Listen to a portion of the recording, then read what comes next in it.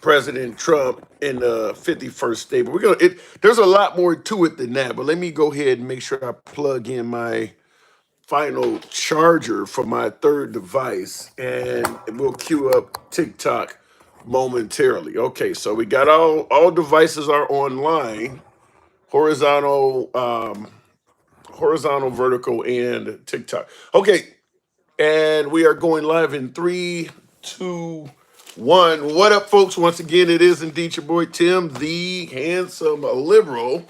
Um, there's no denying that Trump seems to be. I think what he's trying to do, if you have to ask me, I think that he is trying to achieve quite a bit by way of bluffing.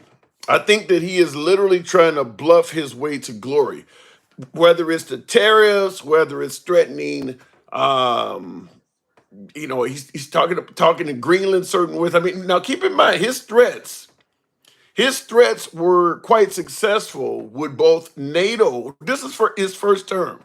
During his first term, his threats were quite successful in getting NATO member nations to fork up their defense budget or beef up their defense budget, and the Iranian deal.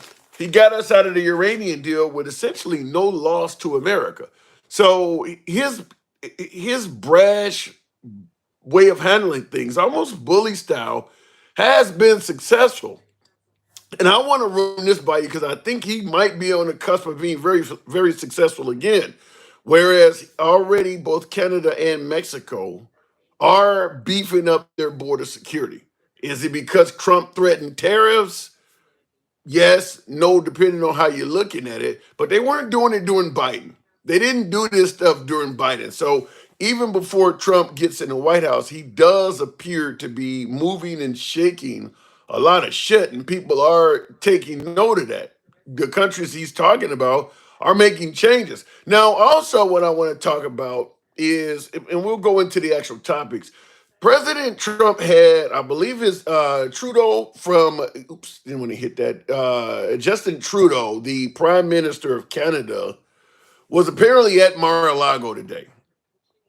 So Trudeau of Canada was down in Mar-a-Lago, and Trump is threatening, or better yet, offering Canada a significant reduction in taxes if they'll allow themselves to become the 51st state. Is that some kind of comedy? Trump has been talking about obviously taking Greenland, obviously potentially controlling the Panama Canal again. Now he's joking about making Canada the 51st state. So one of our topics right off the bat are, we normally have two topics. This is kind of a third topic. Do you see Trump as possibly even remotely trying to be on some sort of land grab where he is trying to expand the size of America? Greenland, Canada, additional control down in Panama. Is President Trump trying to expand the size of America? Because he is literally talking about, taking upon operations in several countries at once. Now, remember, Trump promised he was going to end the Ukrainian Russian war in 24 hours, even before becoming president. He was going to end the Israeli conflict in the Middle East, but it sounds like he's expanding conflicts. It sounds like he's doing the exact opposite of what he promised. So I do want to ask you folks, does it appear as if Trump may be on some sort of a land grab? And I see in the comments, Cam Beasley says, why not Mexico? Well, you do have a lot of folks, a lot of MAGA are online on social media pages putting this map up that they call Greater America, which includes America, in addition to all of these new territories like Greenland, Canada, potentially Mexico, Panama, and all these other countries. So it's Trump on a land grab because a hell of a lot of his supporters are loving it, as McDonald's would say. I'm loving it. So his supporters are like, so we're going to talk about that. Also, what I want to talk to you folks is about, Trump made a host of promises of things that he was going to do on day one: legislation, rule changes, pardoning the J6 protesters. I mean, he's constantly using the phrase on day one. So what we're going to talk about, I want to run by you is I want to hear from you in regards to something you are really hoping Trump does on day one and something you really hope he does not do on day one, which is why the live stream is titled Trump Day One Do's and Don'ts. Is there anything that you're hoping he really does not do on day one? And maybe he even indicated he might do. Trump Day One Do's and Don'ts. So we're going to talk about that. And last but not least, this is in line with what I've been speaking on. Now, obviously, he talked about meeting with Trudeau and making Canada the 51st state. We talked about that. But here's what I want to run by you folks. Trump has been promising to secure this nation from day one, to protect the border, to make this nation safe, to even build a wall on the southern border. Now, I don't know if he's ever talked about building a wall on the northern border, but he clearly wants to do it on the southern border, up to and including already had the materials purchased at the end of his first term. Biden is selling those materials off. That's a whole different conversation, but he purchased the materials for the southern border. Yet he's meeting with the Prime Minister of Canada, offering them to become the 51st state.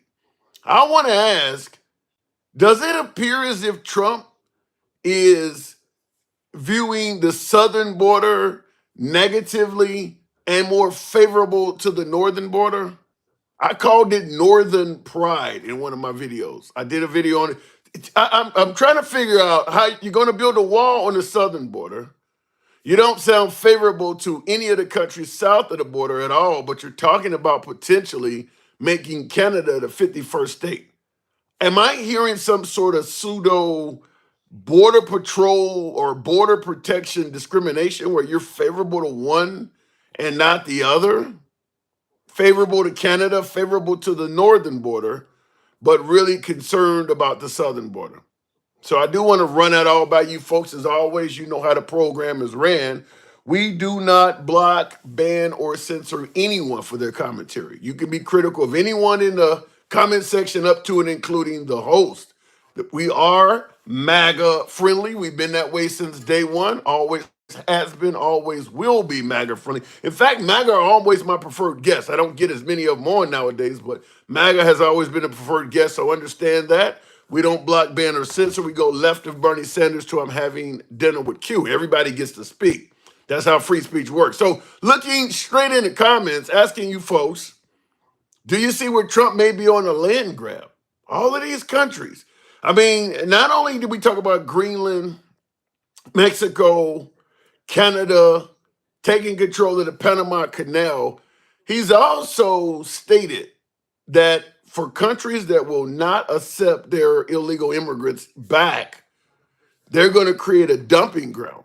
Those countries are Bahamas, Grenada, once again, Panama, and right now my mind is drawing a blank. Turks and Caicos. Those four countries, they have stated, will be in contention as places to put immigrants if their host nation does not take them back. Because countries like China and Venezuela has stated we're not taking anybody back that went there. So if Venezuela or China won't take you back, we'll put your ass in Turks and Caicos, or we'll put you over in the Bahamas, or we'll put you in Panama. You may not speak the language, you may not know nothing about the culture or anything, but you're getting out of the United States. So I want to run all of that by you folks. And we'll go straight to the comments based on that. You don't prefer MAGA, you agree and call quickly. You don't prefer MAGA, you are, okay, this is what Jeanette says. She's referring to me, and you know I'm always open to criticism. Jeanette says, you do not prefer MAGA, suggesting I don't prefer MAGA. I always say the program is MAGA friendly, and I stand by that statement, damn it. But one of my viewers has said, no, you don't prefer MAGA. You argue and end the call quickly. You know, oddly enough, I get a hell of a lot of liberals that say the same thing. You let MAGA talk all the time, but then when one of us get on here, you don't take. I had someone tell me just yesterday, you always giving Trump the benefit of the doubt, but you're hammering Biden. This is what happens when you play in the middle, folks. Both sides think you're full of shit. But thank you, Janae for the comment. I welcome your criticism, compliments, complaints anytime. But it is like that. Just yesterday, somebody told me I give Trump way too much of the benefit of the doubt. And I get people who call me MAGA. But here's somebody that said you're not MAGA friendly. So it goes both ways. Michael, yes, you did say that. Michael in the comments said, in Steve Urkel's style, did I say that? I think Steve Urkel says that I do that, but something like that. Yeah, let me go to the box. Speaking of which, one of my subscribers is right there, Michael indeed. Good evening, Michael. Yeah, I probably said that. Yeah, I'm being told I don't give MAGA the time of day. All I do is argue and get off the line with them. Man, they don't pay that. They don't look at the comments because they've been calling you cool and everything for the last 6-9 months. Yeah, For different people. So it is what it is. Like, everybody has an opinion about something. yeah. By the way, I saw that video you made earlier when you had. Was that a fur coat you had? No.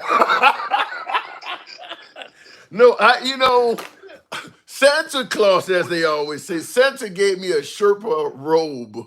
So you see me wearing a robe. I saw Fur you looking coat, like wow. Lene. My name is Lene. Y'all know why you do that. You Oh just my in case God. people don't understand our culture. That's what we do. We play dozens all the time. So Yeah, when you had on that Lenny coat from Good Times, somebody's gonna say something. Well, I would like to be in more in the tradition of Hugh Hefner. Maybe you could call me Leroy Hefner. I prefer that. Oh, okay. Oh, well, I don't know, man. I don't know what's going on there. Ain't no telling what's going on at his spot. But hey, to answer your question about the borders, what's just racism? But we don't have to talk about that. Well, yeah, we do. Explain what you mean. Some folks, you can't just throw the racism word out there. Explain what you're trying to say. Okay. Well, we talk about it every time, so I probably sound like a broken record. I get new viewers every program. So this is true. So when you vilify and you demonize the black and brown people from the southern border, and we talked about this even when he posted that picture telling people this is what your community would look like when there's black and brown folks, and here's what your community would look like when the border is closed. You remember that picture? No, I do not. Yeah. And it was one side, it was all black and brown folk tearing up the neighborhood, and then it was a split image on the picture. It was on True Social months ago. And then the other side, it was a white picket fence and the houses in the neighborhoods on. You never saw that? No, I did not see that. Yeah, I have to go. Wow. So you're saying that Trump posted a picture suggesting that the difference in how your neighborhood would be if you lived in a white neighborhood versus a white country versus a black country. Well, he was saying, here's what your neighborhood will look like if we don't get these people out. Okay. And here's what. Yeah. You never saw that picture? I may have, but it doesn't ring a bell. Yeah.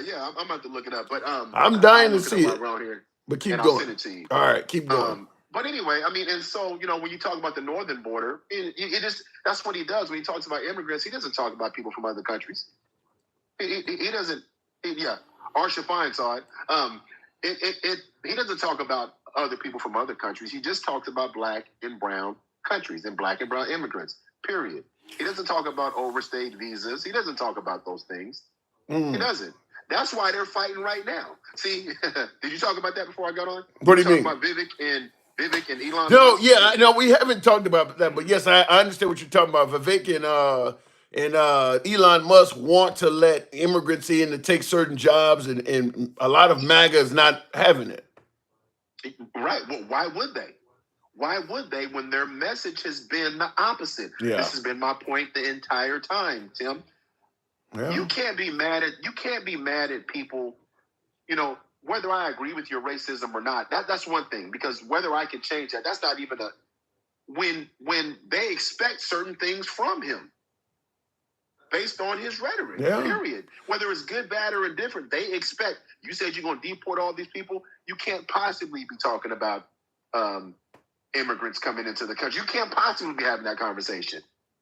Well, I mean, and that's what the left has been saying all along, that if you deport as many people as you're talking about, there's going to be a lot of industries that are going to be hurting. And people like Elon Musk and people like Vivek Ramaswamy, who are closer to the business world probably than even Trump, because Trump has been a politician for the last 10 years or so, they realize, like, especially Elon, they probably realize what you said sounded great. It got you elected and all that shit, but cut it out now. You won because you are going to destroy some industries. Right. Even Elon said something to the effect that basically Vivek, and see, this was a video that he posted a while back. This is something he released a while back where he was basically saying, and I'm paraphrasing, but you can look it up or I can look it up for you. Basically Americans have not been preparing themselves to be great. They're accepting being mediocre. That's why we need immigrants coming over from overseas that are more educated and more prepared. How do you know the thing about it is I'd be curious because I know Elon Musk is a citizen of the U.S. but he was born in South Africa. I'm wondering how old was he when he came here? Because he's obvious. I mean, he could be more foreign than people are giving him credit for. I mean, I'd be curious to know how old was he when he came to America? Because we've adopted him into the upper echelons of U.S. politics. And because I see in the comments, Janae responded with, they can't speak our language and, they got a different culture referring to immigrants. I'm like, Elon may have plenty of that inside of him too. 100%. But this nation was built on immigrants. Yeah. What are we talking about here? But keep in mind, even though we were built on immigrants, and even though maybe we treated some immigrants a little bit better than the others, America has been anti-immigrant no matter who you are. We weren't friendly to the Irish, the Italians, the Polish. We wouldn't let the Jews in after the Holocaust. We weren't friendly to the Chinese. I always use the same example each time of it takes one to know one. I think it's because we know what we did when we were let in as immigrants. We are by far the worst group of immigrants to ever come to this country. The natives let us in, and we did all of the things that Trump suggested immigrants are going to do, bring diseases, commit crimes, rapes, and murders, trying to take over. We did all of that when we got here. So I think that's right. The reason why we are hesitant to let other groups in, because we know what happened when they let us in. You're not going to get any pushback from me that's the feelings. But the sad part is that's not the history that is being taught. That's the history that they want to take out of classes. Those are the things they want to take away. And I told you this before. All it will take is 2 generations of not knowing. And it's gone. History will and it's gone. And it's gone. Right? And so when they get upset about, every time they demonize something woke, and this is what people, hopefully they're listening. When you hear about somebody demonizing things like woke and DEI, just do a little history and ask yourself why. But that's not what people do. They just take it and they run with it. If they did a little research, they would understand why. Because if you can convince people that it's a detriment to them, especially white people, then they will completely just draw a line in the sand and go away from it. Well, I will say this: no matter how anti-woke you are, and no matter how much you hate DEI or CRT or any of that stuff, I don't think any group of people in this country are hesitant to admit that a lot of our history was deliberately taught inaccurately. No matter what side of the aisle you're on, I think that is something we can all agree on, is that there was a deliberate intention to teach history in this country inaccurately for most of this country's history. Do you think that they freely, do you think they admit it? They admit it. They just don't want to change it. Yeah. I mean, that's a good point. I mean, I haven't heard too many people, not on this app. I haven't heard too many accept it. I haven't heard too many accept it. By the way, Gen X finally said something last night that I agreed with. So shout out to Gen X. The death penalty. Yeah. Yep. Yep. I agree. I actually agree. I was like, okay, he does have a little conscience and common sense. I know he just be talking shit at the time, but that was good to hear. Well, unfortunately, Trump has promised to reinstate the federal death penalty expeditiously. The minute he's back in office, he's going to reinstate it. So that's only going to be short-lived. Well, no, yeah. Unfortunately. So. But when we talked about, yesterday we were talking about how far or how soon do we think this honeymoon with Elon and Trump is going to last? And my prediction was maybe March of next year, but it's probably that soon. Damn. It's probably going to implode sooner than that. But I was saying March. You're only giving their friendship till the spring, not even to the spring, huh? I'm not. And the only reason I say that is Trump is dealing with somebody he's never had to deal with before. Wow. His money, Trump's money doesn't matter to Elon, and Elon doesn't have a problem expressing and opening his mouth and saying what he thinks and what he feels. Well, and that's what I said. They're both alpha males. They're both excessively wealthy, and they're both alpha males. There's plenty of room to clash. Yeah, and so right now, Musk and Vivek are clashing, right? But behind, I mean, you didn't read that today? No, I didn't. Yeah, I know the whole thing about wanting to let immigrants in, but I thought Vivek and Elon was on the same side of that. Not according to what they were going back and forth with on social media, and then Laura Loomer came out and said that I heard about that. That Elon banned her from, right? And I don't know if that's true or not, but my point is, this is all public infight. But wait a minute. Are you sure that some of this ain't just the liberals trying to stoke division between the Trump camp? There you go, man. I gotta ask. We're just sitting in the stands watching. Yeah. We're just sitting in the stands watching. Nobody's at. This was Laura came out and said that. Yeah, but they're calling. Yeah, but the liberals are calling him President Musk and all of this shit. That you do admit some of that's the liberals trying to create division, right? Oh, potentially. I mean, they're trolling from that perspective, but that has nothing to do with these two, Vivek and Elon, going at it on social media today. That has nothing to do with it, and that's crazy. They shouldn't even have their fucking business out there. If you got it, Trump should get on the phone and tell both of them. If you guys got any issue, I mean, I hate to sound like a drug dealer or some shit, but if you guys got a problem, you come to me. You don't go talk. You know, don't put our business out on the streets. You know, you come to me. We sit down and have a conversation. I mean, there's no way they should be fighting on social media like that. Do you think that Elon would listen to that? Make up some kind of fucking offer. I don't know. I mean, we know. Listen, but I told you the other night. What can he? If he's a businessman and as smart as we think he is, there's an ROI he's expecting on his investment, and one of them is not to be silenced. I guarantee you that. Then you come to him in that manner. Listen, I know can't nobody tell you shit. You got all the money in the world, whatever. But I just need to know what can I do to make it so you come to me with your problems and you don't go on social media. Is that going to be an issue? I mean, you can talk to him like a man, but get your point across. Like, what does it take to make you understand? We're not going to run a good administration or a successful administration or a unified administration when you guys are beefing and bringing millions of people into the argument. I mean, he got to understand that, right? Well, again, here's the thing. Here's the thing, Tim. Don't start talking common sense and logic now between these motherfuckers. They never communicated that way, Tim. What you just said was logical. It was decorum. It was all those things that they don't show. They don't possess. Well, I don't know if do you think Trump and Elon will get in a room and have the conversation you just said, Tim? Come on now. I know Trump is not going to talk. I know Trump is not a de-escalator and he doesn't talk like that. But I don't know if Elon is. I can't rule Elon out from that. I can't rule out Vivek. I can't rule out Vivek Ramaswamy from it either. Listen, not after that money. Listen, Tim, that money. If you drop that kind of money, you'd be like, I can say whatever the fuck I want to say. Yeah, but you don't just disrespect the president of the largest country in the world. I mean, I get your point. You're right. He can say whatever the hell he wants, but that don't mean you have to do it. I've been saying that the whole time. That doesn't mean Trump has to do all the stuff he does, but he does it anyway. I'm with you when you're right. All right, I'm with you when you're right. And Elon is just as power hungry as Trump is.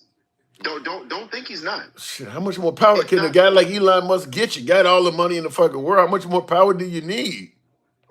Well, what's next? You answer your own question. Well, what's next? The only thing he could get more than the only upgrade Elon Musk could get from where he is now is indeed president of the United States. Well, or if not president, he's definitely in those. He's definitely in the room. He's definitely going to be in the room where it happens. Yeah. That's for damn sure. And he can be in the room where it happens and not have the overall responsibility when it goes to shit. Speaker of the House. I don't know what they're going to do. I really don't know. I don't believe that Trump has the ability, because he's shown us already, people around him aren't really telling him what to do. You got to remember, his first presidency, everybody that he put in his cabinet, he said were the best of the best until they pushed back. And then when they pushed back on certain things, he said that they were shit. What do you want? What do you want? Joe Biden back in there? You want a president that's a puppet? I mean, the guy stands on his own. I mean, isn't that what we want? Even though he may flounder quite often, but he does stand on his own. Ain't that what we want? Man, the fact that you can say that shit with a straight face is funny as hell to me. Like, you're really good at that too. I mean, you literally said that with a straight face. I have to ask. I have to ask. Look, Vivek said some pretty disrespectful thing about the American people and culture in that tweet today. And he basically said that we've settled to be mediocre.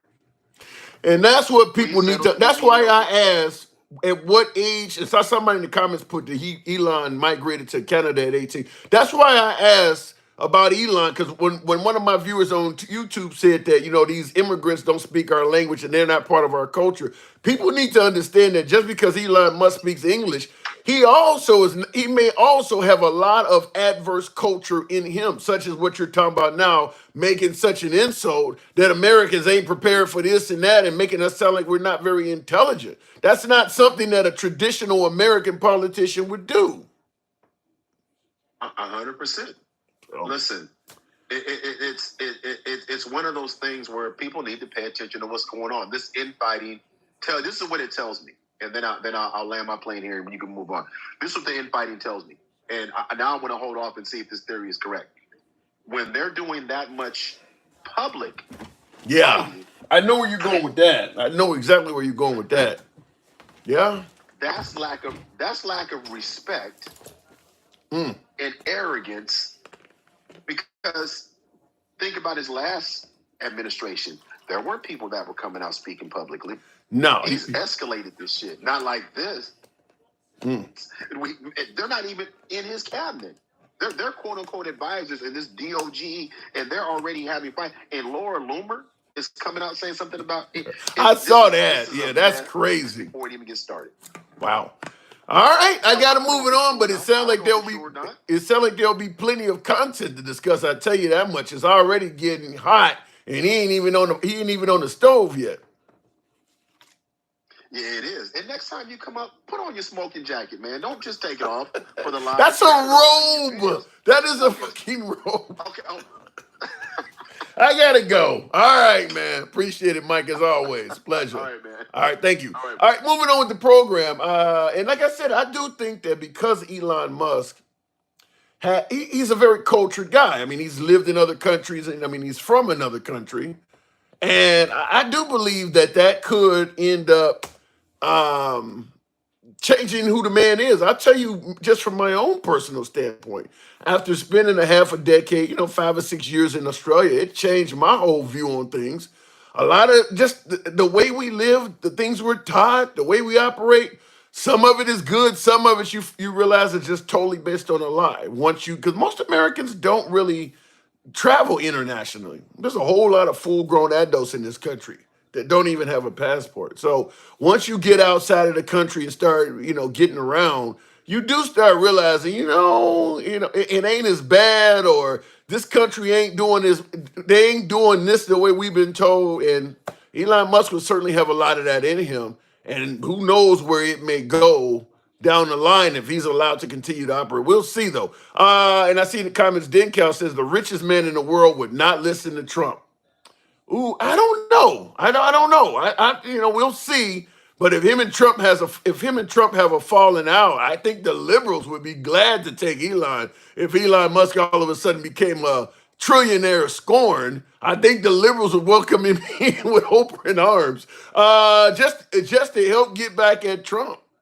Because remember, not Trump, but Elon Musk promised that if they signed the bill that was a week or so ago when the government was Congress was about to shut down, and Elon Musk did not like the bill that was proposed, and he promised that anybody who signed that bill should be voted out in 2 years, and he would personally fund the primary of their adversary.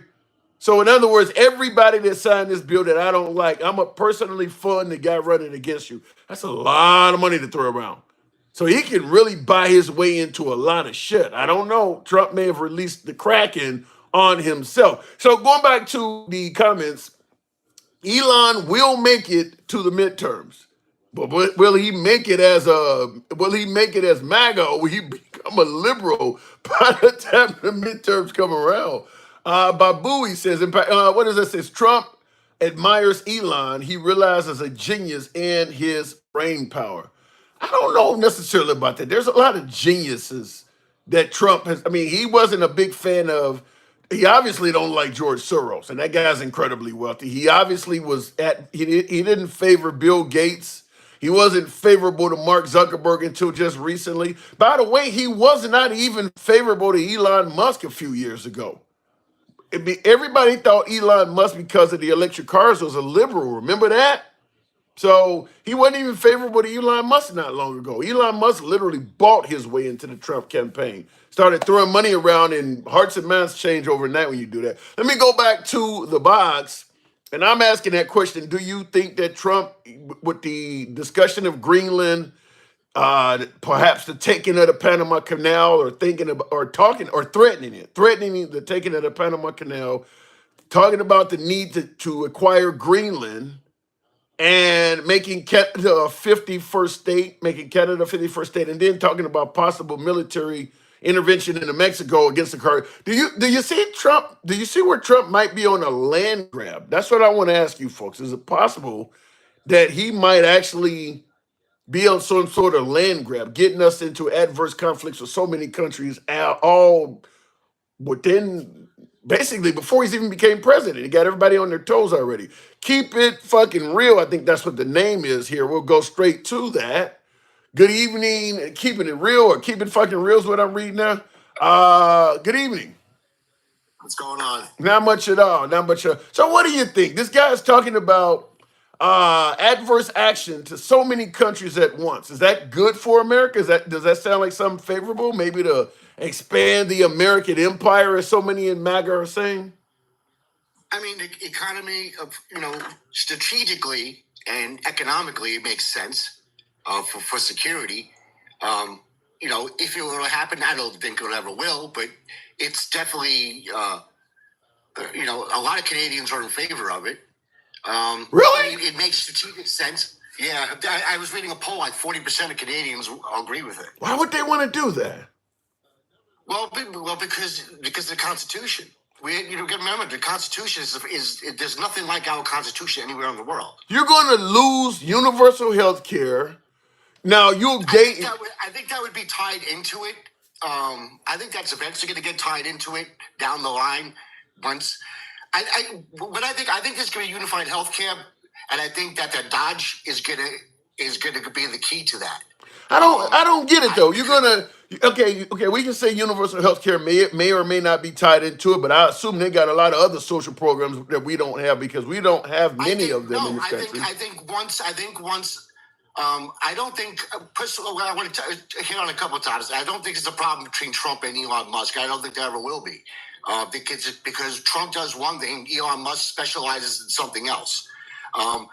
Wait, hold on. What exactly does Elon Musk specialize in? Because he's getting involved in the passing of bills and shit. That ain't Department of Global Efficiency. He's a numbers guy. See, no one goes through the bills. See, what people don't understand about bills is that say they have a bill about the border, but then they have 50 other things inside that bill with money funding.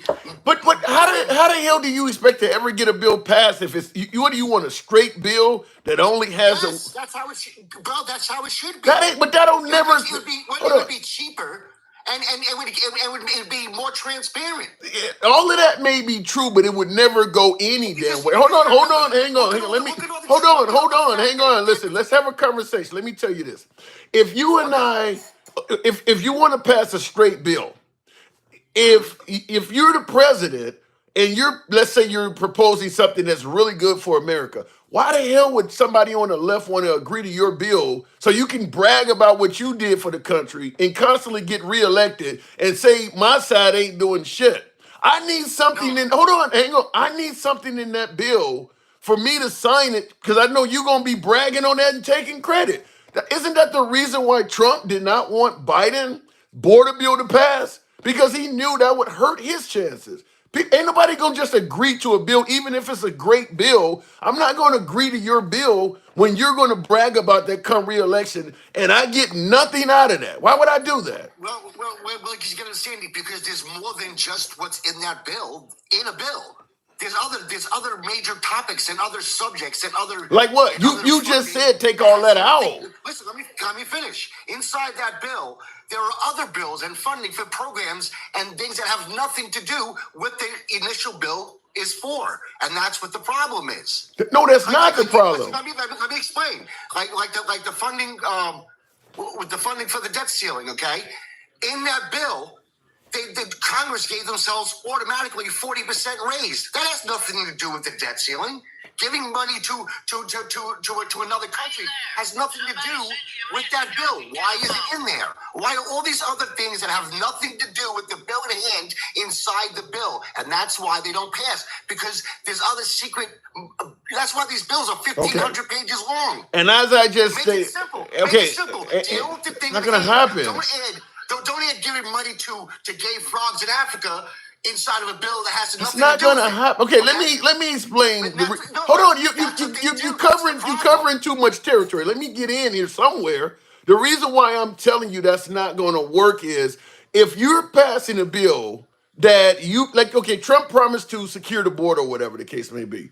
And obviously, he ridiculed Biden for not doing that job. So now he comes up with this border bill. The liberal, if you just pass a border bill, you said just one issue, don't put all this other bullshit in there. Just, I want a bill that's, I'm not going to agree to that because you already done ridiculed my side as being a failure on the border. Now you want me to sign your bill, your border bill, so you can take credit. Hold on, come on. Look, we got to be able to talk back and forth. You're not hearing what I'm saying. You're just talking over me. What I'm saying is, if there is nothing on the table for me, why the hell would I do it?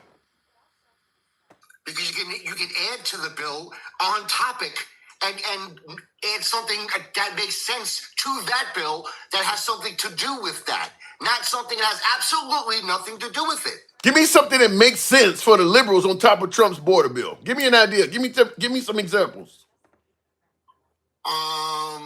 Take your time. Not separate.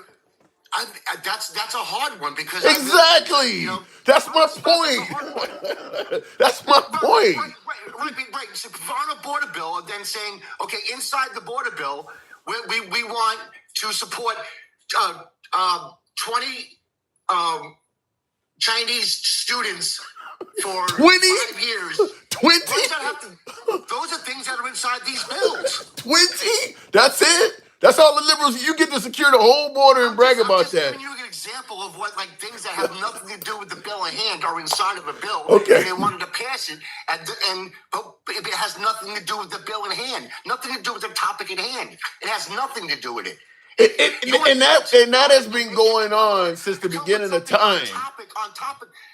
If it's about the border, anything inside the bill should be only something about the border. That's it. That's your opinion, though. I'm not going to. I need to be able to go back to my constituents. Who's sending $100 billion to Ukraine inside of a U.S. border bill have to do with sending $100 million to Ukraine? Nothing. My constituent. Hold on. You want the border bill. That's what the folks on the right may want. If I'm on the left, my constituents want something. I can't come back and tell them 20 Chinese people can be here. I got to go back and tell my people, well, what did you get for us? And you're not giving me anything to go back to them with. I'm just saying that there's just a lot of things hidden inside of bills that have nothing to do with the things at hand, and that's where the disagreements come at. And I just gave you the reason why. And I just gave you the reason why. The Dodge program.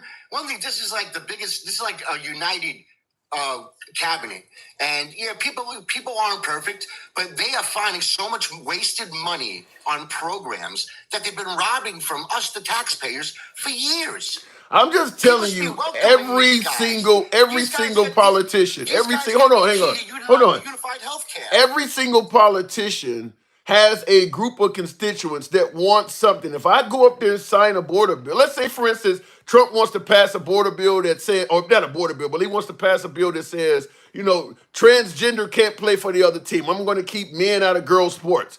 But my area is a liberal area. If I sign that bill, my people, well, you just did something for him that we don't like. What did you bring home to us? I got to be able to have something in that bill to tell my constituents, well, at least we got this. Your example gives me nothing to take home. That's why they don't do it that way. It's what's best for the country. So it's best for the country to let the other side pass a bill that they can brag about and trash me in the process. I don't believe in the trashing part of it. No. Okay, well, I think it should be agreed upon. If they don't agree with something specifically in that bill, don't add something to the bill that has nothing to do with the bill at hand. That's all I'm saying. Have you ever heard of the term politicking? That's exactly what the problem is. That's what they call politicians. You're trying. Yeah, but it's our money they're doing it with, bro. What you're talking about is completely against the laws of politics. Listen, when it's all said and done, when they trim all these bills and all this bullshit programs and money we give to this and money we give to that, which is most of it is fraudulent, that's where the money for unified healthcare is going to come from, I believe. Down the line. Well, I'm just simply saying, if I'm these guys find $5.56 billion worth of trimming already, and they haven't even started yet. I'm just telling you, if I'm a politician, I gotta be able to come home and tell my constituents that voted for me what I have done for them. That's why every single congressman out there has to do that for their area. That's why all that shit's in the bill. I think that's been a problem, though. If it's about the border, it only should be something related in the border. That ain't gonna happen. That ain't gonna happen. You realize how many people in this country don't give a damn about the border and ain't affecting them at all? I mean, it's true. I'm just using that as an example. With any bill, with any bill we pass in this country, there's always something attached to it that has nothing to do with it, and it always costs us money. Because in every bill we pass, there are a lot of people. Hold on. Because in every bill we pass, there's a whole lot of people that have nothing of any concern about that bill. So something has to be in it for them as well. That's why every bill has a bunch of shit in it. But that's not how it really shouldn't be like that. It's always going to be like that. If you want to be on a true thing, a bill should. If we're talking about, let's get away from the border. If we're talking about any other thing, just think of something, any kind of bill. Say it's about field and property in the United States, okay? Not allowing other countries to own property in our country, okay?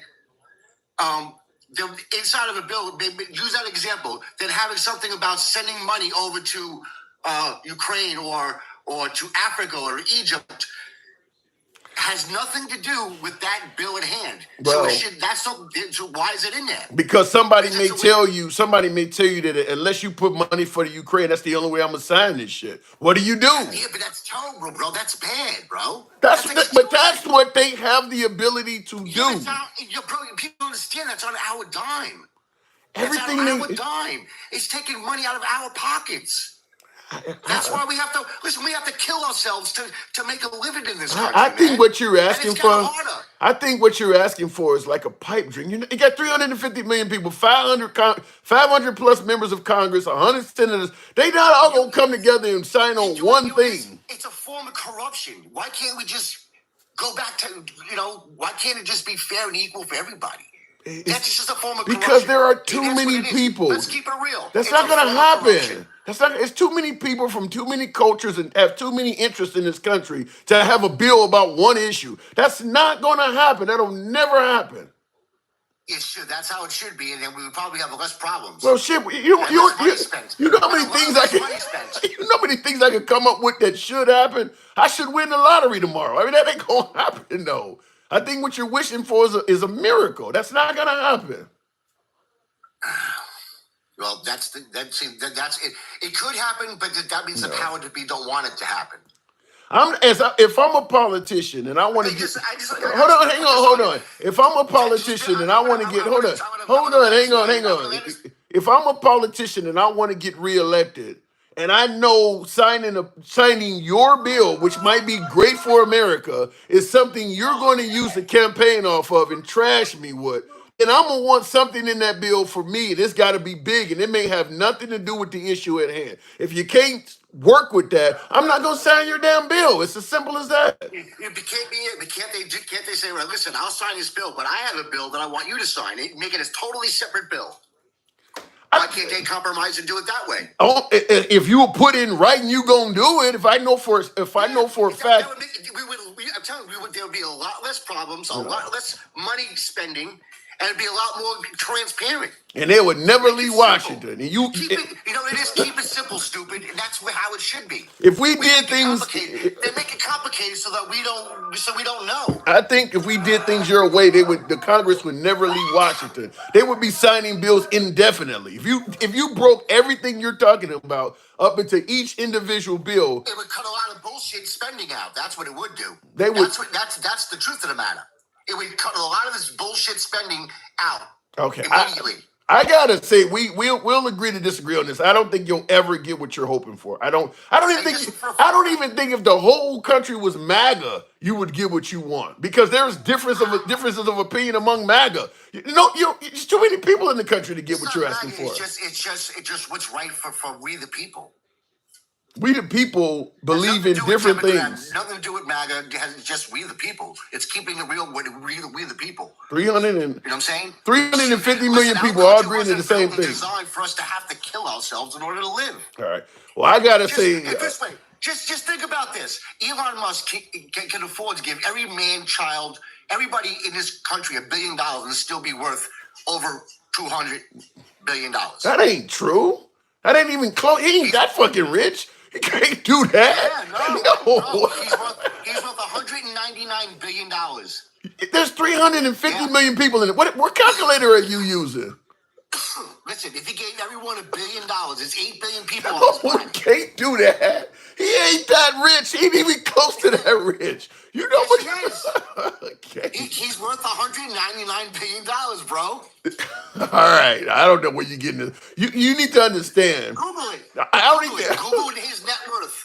I don't need to Google 2 plus. I don't need to Google 2 plus 2. What you're talking about is mathematically so far off. I don't need to. Wow. There are 350 million people in this country. You can't give each one $1 billion out of Elon's salary. You think $8 billion. I gotta move it on, man. All right. I gotta end it here. I gotta move it on, but we disagree on everything for today. You're always welcome back, but for today, we disagree on everything.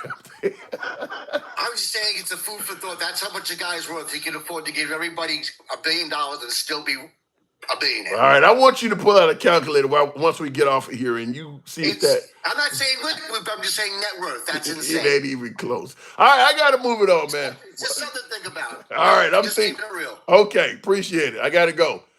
No way in hell Elon Musk makes enough money to give every American $1 billion. It's not even remotely close. He don't even make enough to give every American $100,000. I don't believe. $1 billion? Okay, let me move on with the program. Wow, I didn't expect to hear that. I don't know what would 350 million times $1 billion? What would be I don't even know what the mathematical term would be for that type. What's the next unit of measurement after a trillion? Is it a zillion?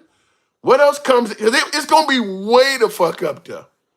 I mean, he's 350 million Americans, and you're gonna give each one of them $1 billion each. Well, I don't even. You'd have to get a calculator out that has. I think after a certain amount of digits, don't they put the letter E up there or something? Like you can't even do that mathematical equation on a traditional calculator. I don't even know where he got that from. Alexa, what is 350 million times one? I didn't catch that. Alexa, okay. All right. By the way, Alexa, stop your ass. All right, let me. Alexa, what is 350 million times 1 billion? 350 million times 1 billion is 350,000 trillion. 350,000 trillion. Elon is not even worth he's barely worth $250 billion. Not even remotely close. All right, let me go back to the box.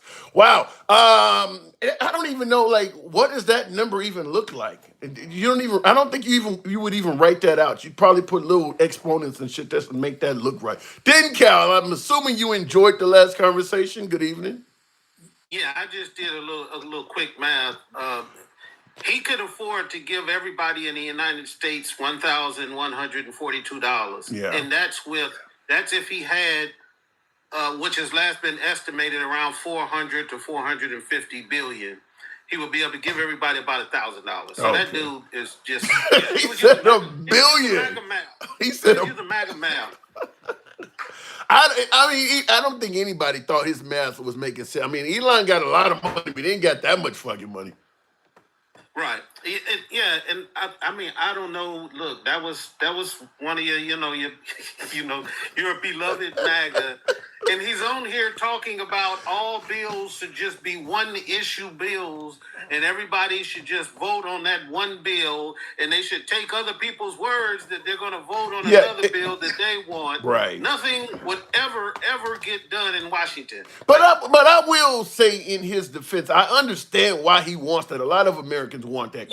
Quit putting that now. He wants that now that MAGA is in office, but I bet you he didn't want it when Obama got in office. Yep. And McConnell told him from day one, I don't give a damn what he's trying to do. We will make him a one-term president. Yep. And they voted against everything he tried to do, even the stuff that they in the past wanted.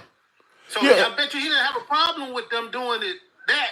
But now that Trump is in office, he wants everybody to just capitulate and just say, we're just going to do everything for the benefit of the country. When for the whole time Biden was in office, or anything that Obama did good, Trump tried to destroy. And anything Biden tried to do, he told the dang on people in Congress, even when he wasn't a part of the government, he told them to stop it.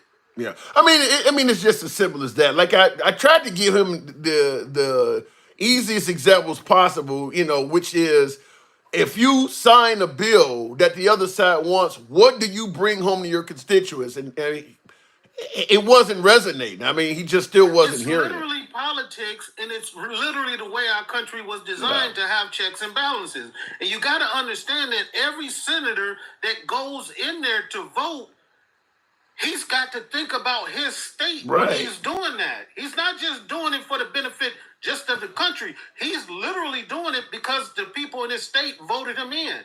So I'm not going to go down there and let somebody, if I'm in Michigan, I'm going to let somebody down in Texas tell me to vote on a bill that's got something to do with his state, but I ain't getting nothing out of it.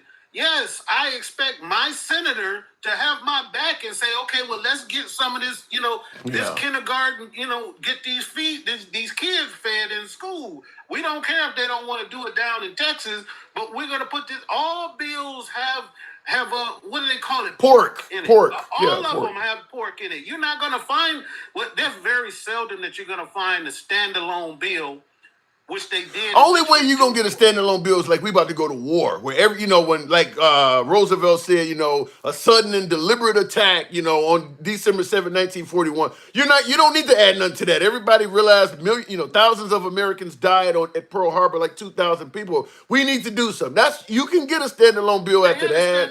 They had the standalone bill just for the foreign aid.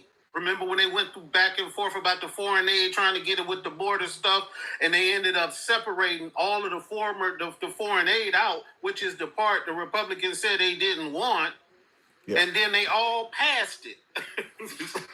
They didn't want Biden's border bill, and they used the excuse, well, because he's giving money to the Ukraine and Israel and things like that. So they shot the bill down, and then at the end of the day, the money kept going to the Ukraine anyway. Yeah. They separated the money from the bill that they said they wanted, and then they just voted and allowed the money to go. Yeah. But I said at that time that because Trump was running his campaign on how bad the border was under Biden, I said at that time that the Democrats could sit down with the Republicans and say, okay, you write the border bill up and I'll sign that. And Trump would have still said, no, you can't sign that. You can't fix the border while he's in office. Yeah, he wasn't going to sign nothing. It didn't matter what it was in that border bill. It wasn't going to pass. Right. Even if it was a standalone border bill, and with everything that Trump wanted in it, he was going to say, don't, because you can't let the Democrats fix the border while I'm running on it. I mean, he was not going to sign it no matter what. He would have said they're lying, it's a trick. Even Yeah. if it was all written down, he would have told them it's a trick and that's not what I wanted. Yeah. Somehow, some way, he would have came up with a new excuse not to sign that bill. And that's what I was trying to tell my last caller is that you don't sign a bill if ain't nothing in it for you, or if signing it goes against your best interest, which is what Trump was doing. And he's steady talking about, well, that's the way it should be. Well, duh.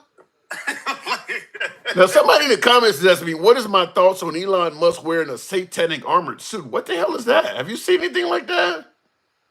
I haven't seen the I ain't armored seen that suit, either. but I have seen that he's been backing some far right political groups in Germany. Wow. No, and that don't believe that the Holocaust is real. I mean, far right groups. He's and what people don't understand is they keep thinking that the world stops at the water's edge. Elon Musk made, we think to ourselves like, what would he want to do? Be the president of the United States? But no, he wants to be in charge of the world. You think his aspirations are really that high? He has deep ties with China, with Xi Jinping. He's built his gigafactories over there to make his Teslas. He's been in constant communication with Putin. He's got ties in Germany. And now he doesn't want to be the president of the United States, but he wants to have sway and pull over the legislative process, which is being in control of America. He doesn't care about being a figurehead. If he can become the first trillionaire while telling people, the American people, this is how you should run your country, when he's actually an immigrant. Yeah. He would love to be in that position. He would love to be able to. He doesn't want to get a secret clearance from America because that would stop him from being able to communicate with all of these foreign leaders without it coming to America's attention.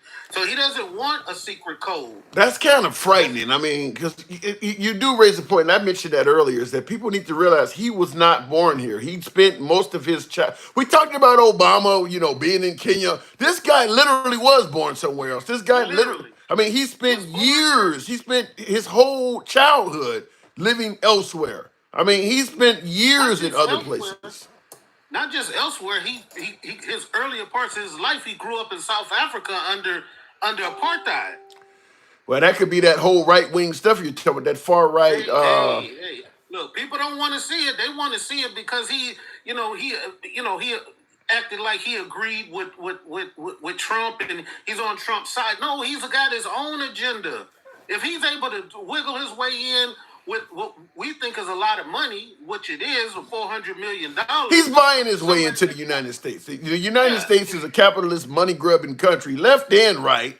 But, he's on the right side of the aisle, and money will buy your way around quite a bit there. Before you continue, Will G says Trump ain't shit. That's his opening greeting most nights.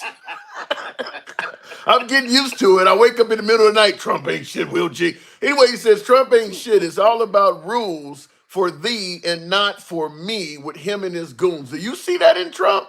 Do as I say, not as I do? Look, I've seen documentaries and stuff when actual mob bosses used to talk about how Trump used to run his businesses. He believes it, like that type of leadership is how he's always operated. So why do we think he would change because he became the president? We already seen him one time in office and he never followed the rules. He pressed every lever that he could. He pushed them as far as he could.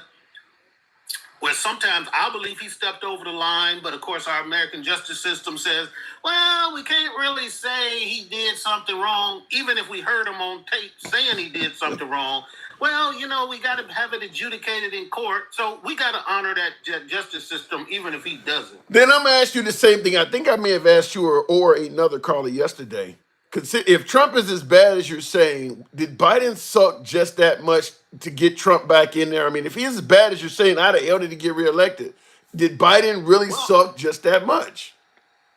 I don't necessarily know if it was Biden per se, because I really believe that if Biden hadn't stumbled so bad at that debate, he might have still won because it wouldn't have been. He wouldn't have had the sexism.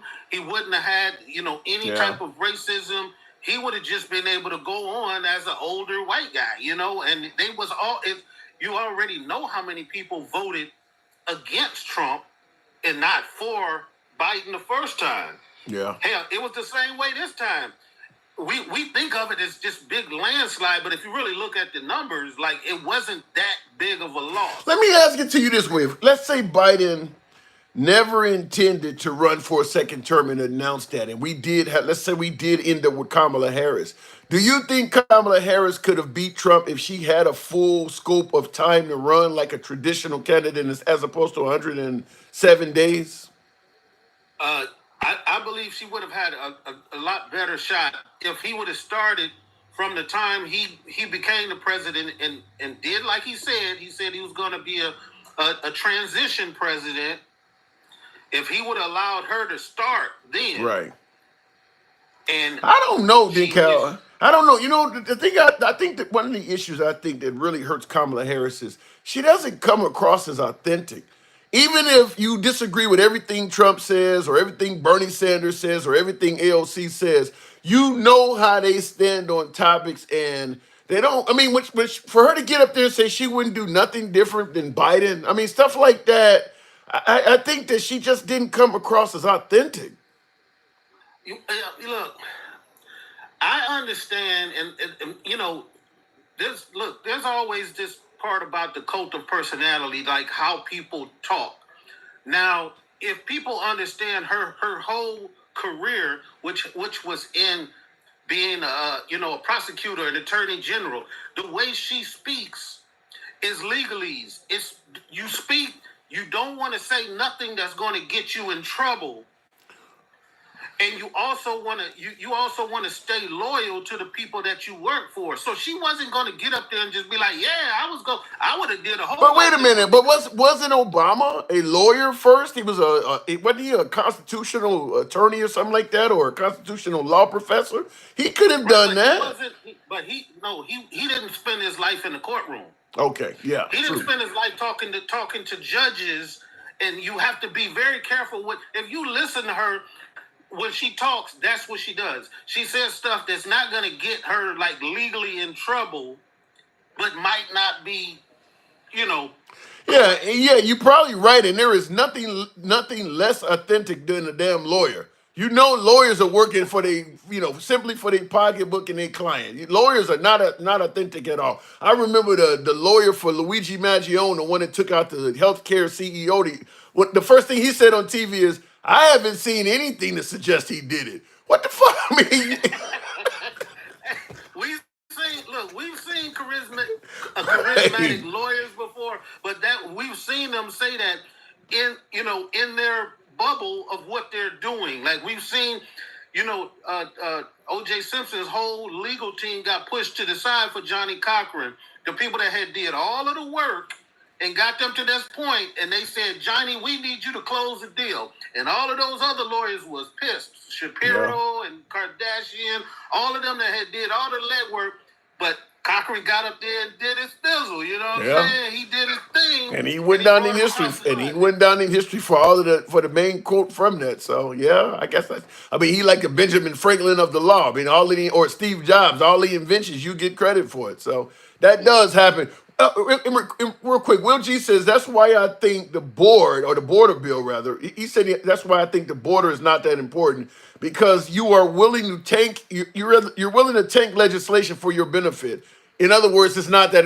Do you agree with that? Okay, because they're saying the border under Biden is a huge mess, but then when the border bill came along, they tanked the border bill. So many folks like Will is saying, well, obviously it wasn't that big of a deal if you were willing to shoot down a bill that would have secured the border to some degree. Yes, that's kind of to me that's like an obvious kind of answer. Like, yeah, we all get it. Everybody understands at this point that it had nothing to do with securing the border, and it had everything to do with keeping his his political, aspirations alive. And Yeah, I agree with it 100%. I mean, like you said, I mean, all of a sudden, the border is, millions of rapists and murderers are coming to this country and they're poisoning the blood of this country.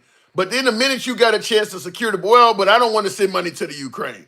Then what you've been complaining about ain't that fucking big. I agree with Will 100%. If you are willing to leave our nation open to all of the dangers that you're claiming are coming in here and all of the Lincoln Rileys that are supposed to be dying and pets that are getting eaten because we're sending, but you're sending money to the Ukraine, so we can't. That doesn't make any sense at all. And the craziest part about that is if people go all the way back into the beginning, it was Trump and the right who said we're not giving any money to Ukraine unless you put something in it about the border. Yeah. And then the Democrats said, okay, give us somebody to negotiate with. They sat down with one of the furthest right-leaning people on the border with Johnson. Langford. The leadership all came up with this deal. And they shot it And then down. Trump said, don't do it. Well, but I will give Trump credit. Trump knows the value of delaying things at the right time, whether it's his court cases, he's delayed so many things and it's worked to his benefit. I can't hate on the guy. Just delay until something changes. Yeah, he's the master. And he's winning time and time again by doing it. Yeah. But just one more thing before I go is that the guy you had before me, the Trump guy. He literally got his statistics from Elon Musk talking about the Congress tried to pass themselves a 40% pay increase. It was literally 3.8% pay raise. It was a raise of $6,600 in a year, from 170-something thousand to about 180. So Elon Musk is not even in office yet, and he's lying. Yeah, he put that on his X, talking about a 40%, and these people, without seeing it or anything, just listen to him, and they're using that as an example to beat the left up when they're not even using factual information. It's just amazing that we could have conversations with these people. He's sitting up there like he needs to go back and listen to Schoolhouse Rock and figure out how bills are. I'm just a bill. Yeah, I know what you're talking about. I know. Yeah, I used to watch that. You're talking about something. Well, that's the way it should be. Well, I mean, there's a lot of things that should be different ways, but that's not how our government works. It wasn't designed to work like that. Even if it would be good, it's not designed to work like that. There's just too many different. I mean, you got 50 different states, so America is essentially 50 different countries, operating as one. You got 50 different states. You got multiple cultures, people from different backgrounds with different interests. Getting a single standalone bill is almost impossible. Yeah, it wouldn't even make sense. Yeah. And one last thing I wanted to say is they talking about annexing Canada and stuff. And they talking about why not do Mexico too. Just imagine what it would be like without a border at all from Mexico. Well, they're gonna go down there and put military all over it. It'll be just like Puerto Rico or something like that. They ain't gonna just let them come into the country. It'll be a long time. Puerto Ricans can come to America whenever they are citizens. Right, but it probably didn't happen. I don't know if it would happen overnight. It would be a long time before some of the Americans in this country would agree that now that we've taken over Mexico, they should just be to come here. People will be pushing back against that hardcore. Then why would you try to annex something if you just gonna say you steal your own entity? Like that's the whole point about annexing something, is to say now we've got.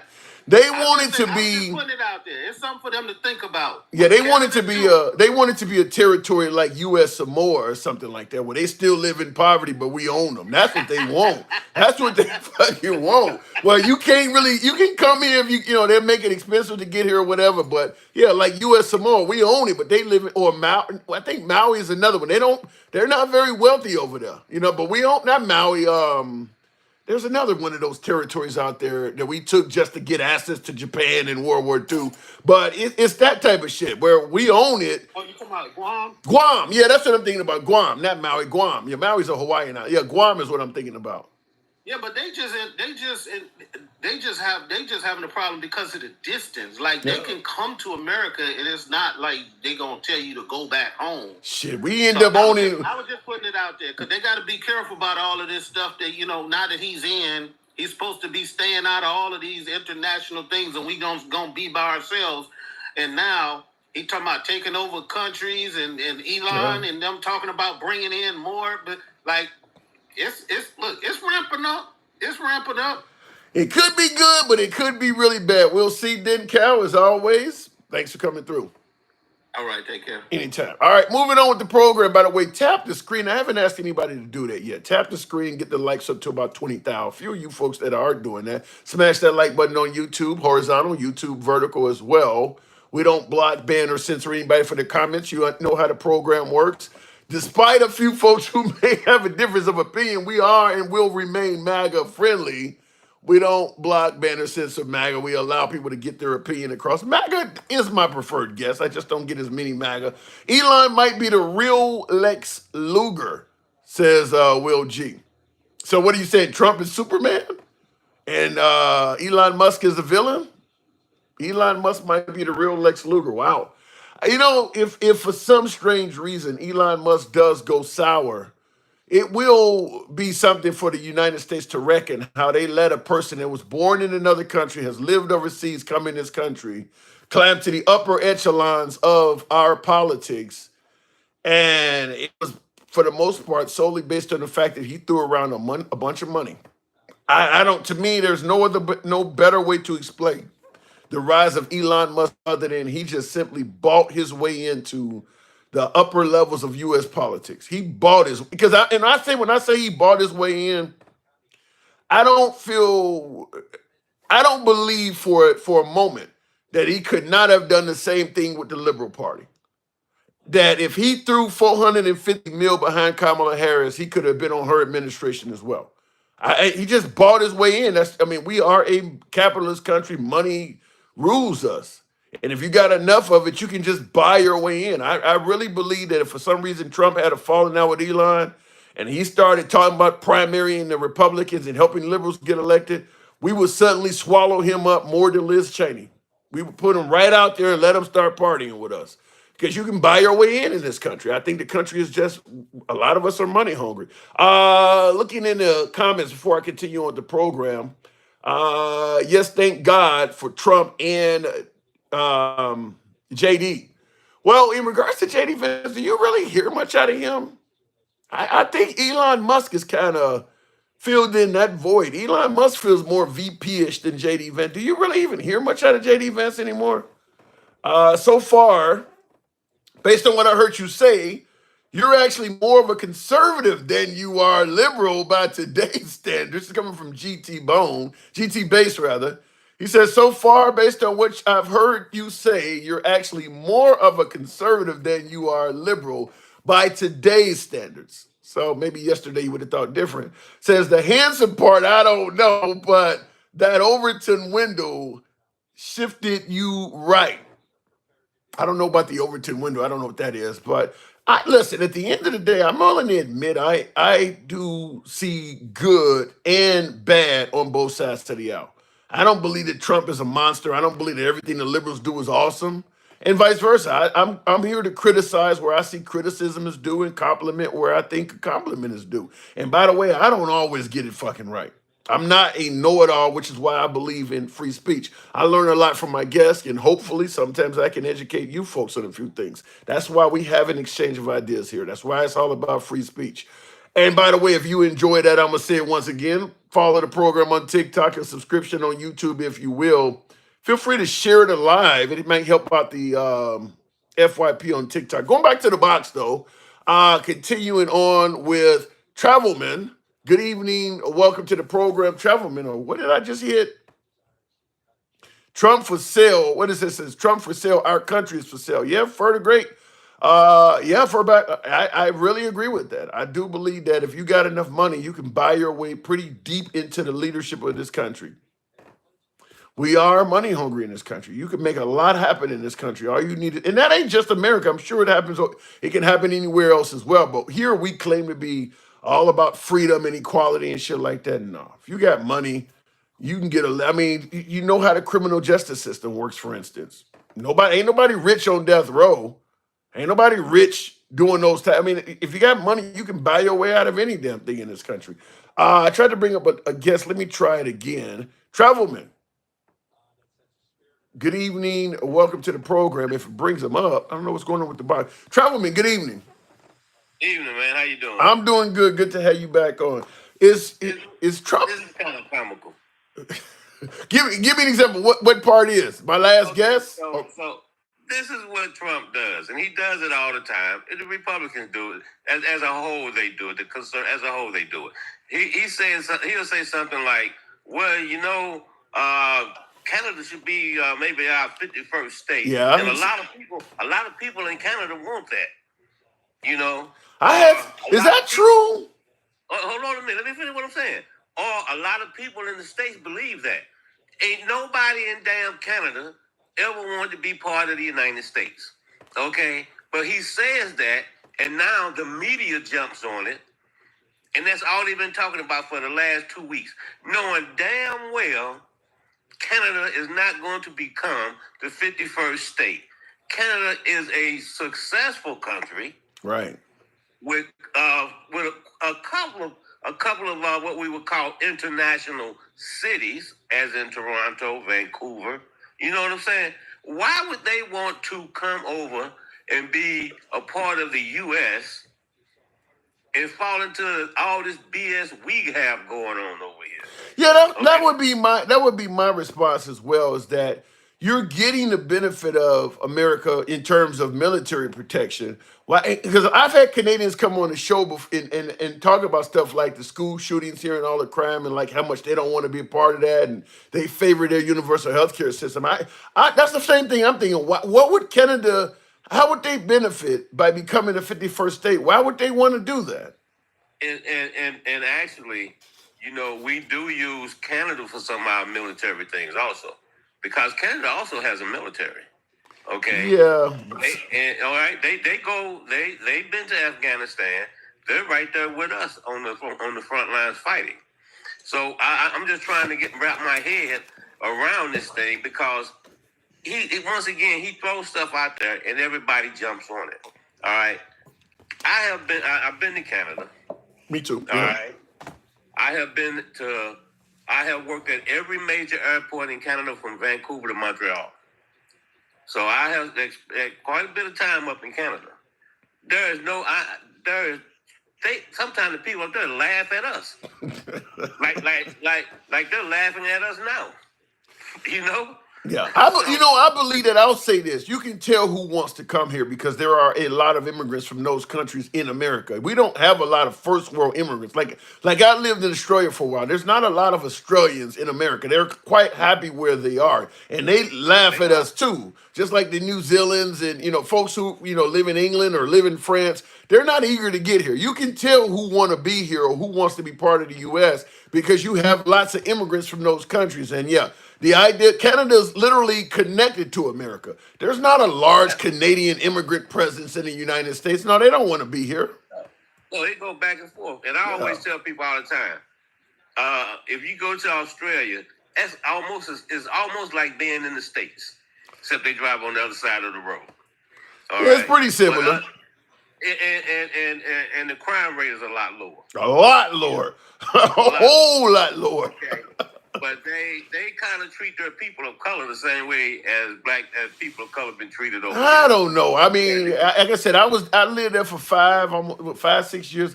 I don't know if I agree with that. I mean, I didn't live there, but I've been there a few times. So I just kind of threw that out there. But I mean, they do have a history of oppressing the Aborigines, but yeah. I mean, when you talk about America with everything from slavery to another 100 years of Jim Crow, I mean, our history is horrible. Their history ain't that fucking bad. Yeah, it's terrible. Yeah. So once again, though, he throws that stuff out there about Canada, about Mexico.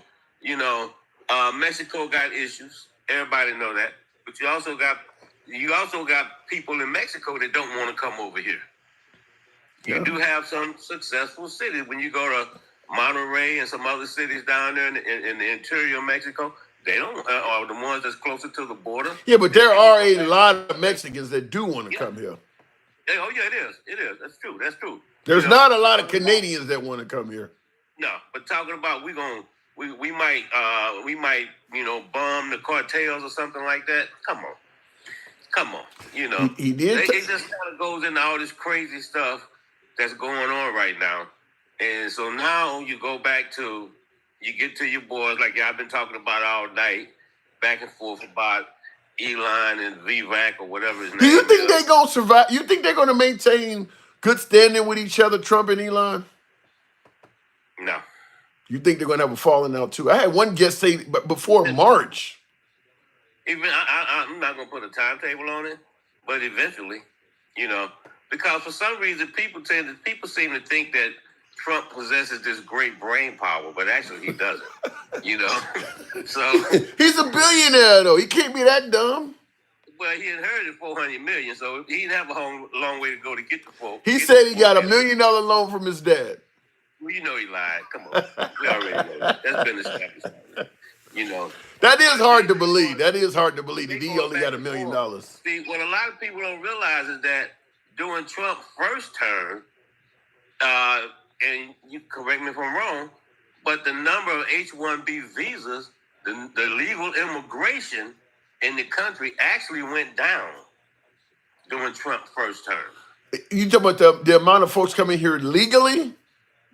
Yeah. I don't think Trump is pro-immigrant, legal or illegal. I would expect that's going to happen again if Trump, once he gets in office, they're going to go, because everybody says we don't have a problem with immigrants just come here legally. No, they do. Yeah. They do have a problem with immigrants. They're going to go after the legal ways of getting here too. And we're losing, engineers, people that will come up on H-1B. We're actually losing some of them to Canada, to the UK, to different places because they can't get into the country, so they're going other places. Wow. You starting to sound like Elon and Vivek now. Pardon me? You're starting to sound like Elon and Vivek Ramaswamy. They were talking about that. Well, that's what happened because the number of H-1B visas was decreased under Trump's first term. Yeah. Okay? Now, going forward, like you say, that some of these, I'm just waiting to see what kind of policies they're going to come up with. I guarantee you, in addition to the largest deportation in history, they are going to make it harder to come here legally. Last time he was trying to pass a whole Muslim ban, which would have made it so that any Muslim could no longer legally come here. So yeah, he certainly is attacking legal immigration as well. They just don't want to say that. My guess is what Trump will say is, because we have such a huge issue with illegal immigration, we got to momentarily cut off this or that policy that allows you to come here legally until we can get rid of some of these people. And most of MAGA will be okay with that. But he's going to go after legal immigration as well. Well, see, they're always okay with it until it starts affecting them. It's a good point. It's a good point. We have a large, right now, there's a big shortage of developers, There's a big shortage of software engineers, So who's going to be taking care of all this stuff with the growth of AI? Well, there's ramifications to this stuff that they're doing. Well, that's where Elon is supposed to come in. And by the way, Make Me King, thank you for the sub. Appreciate that. Make Me King 1, thank you for the subscription. But I don't know. Do you think Elon is a net gain for the United States? He's talking about sending people to Mars. I mean, he's, obviously the electric vehicles, the Starlink system. Is he not an asset to have on our side? Well, he was. Was? Well, see, because right now, what you're dealing with right now, the arrogance is taking over. Okay? Listen to the things that he says. Look at how his behavior over the last year or so. He's digesting all those newspaper clippings and everything, and how everybody's raving about how great he is, and now he believes he's that great, Wow. because he's done some great things, but now the arrogance has taken over. What you're saying is he fucked up by getting out of business and getting into politics, taking sides. Man, look, when business people, most of the time, Long as they stay on the business side, they're cool. They can say crazy things. They can do whatever. But then when they cross over and say, okay, well, I want to go over to on the political side, now you're in the public arena. Yeah. All right? Now, Trump may be a billionaire. He may be the richest person in the world, right? But when you roll over into the D.C. political arena, that's like going from AAA to the major leagues. Okay? That's cutthroat. You know the interesting thing is the right says this all the time, whether it's Taylor Swift getting involved in politics or athletes taking a knee or LeBron James. They've been criticizing celebrities and business people who get in politics from day one. But the minute somebody does it that's on their side, they suddenly don't have a problem with it anymore. Like Kid Rock, or obviously Trump is a celebrity that got involved in politics. The minute somebody does it in their favor, their whole stance changes on it. Yeah, they love it. They love it. You know, shut up and dribble. You Yeah. know, unless you agree with what we're saying. But that's just how they built it. You know, Kid Rock, you know, I guess he's still sell out arena. He's somewhat relevant. He still has some relevance. Ted Nugent, you know, Yeah. I guess, you know. Hulk Hogan. Exactly. But see, what they do is right now we're looking at the point where the arrogance is going to take over, and that's what we're hearing now from that guy Holman. Okay, the border czar. Listen to him when he talks. That is just sheer arrogance. Well, shit, if you got the complete blessing of the entire Republican Party and the President of the United States, that would pump your ego up. I can see why he's arrogant. I mean, he was brought in because he's being touted just like Trump used to tout General Mad Dog Mattis before they fell out, where Trump is making it sound like this is the guy that's going to get the job done. He's awesome. His resume is great. That's how he used to pump up General Mad Dog Mattis. Everywhere he would take him and talk about how great he is. He's doing that for his border czar. And then what happened? They fell out. They fell out. Exactly. And you know what? You can sit there on the news and you can talk about all this stuff, you know, what you're going to do and everything. But then when the rubber meet the road, you're going to run out of criminals to deport very quickly. Not in 4 years. I don't know about that, Trump. I mean, Trump only got 4 years. He can slow down the deportation of criminals and make it look like he deporting a hell of a lot of people. They don't know how to do that. They don't know how to do that. Once again, that's where the arrogance takes over. Because when they've been hollering about, we had a mandate, we got a mandate. You know, you won by 1.3% or something like that. That's, you know, you didn't even win 50% of the people that voted. But we have a mandate. But they keep repeating it. What do you mean? Wait. What do you mean they didn't win 50? Well, he won the popular vote. He won the popular vote, but he won 40-some% of the popular vote. He didn't win 50% of the popular vote. Yeah, but I mean, you know, if the liberals won that shit, they would be bragging. It doesn't matter. If you don't win 50%, you don't win 50%. Yeah, all right. I get it. To And me, that's he just only playing. won by 1 point. He won by less percentage than Biden won. Yeah, I get it. But at the end of the day, he won. Yeah, he won. But they're going to overreach. They're going to go too far. And you know, the Republicans have a hard time governing. Just take a look at the last 2 years. Hell, just take a look at the last 2 weeks.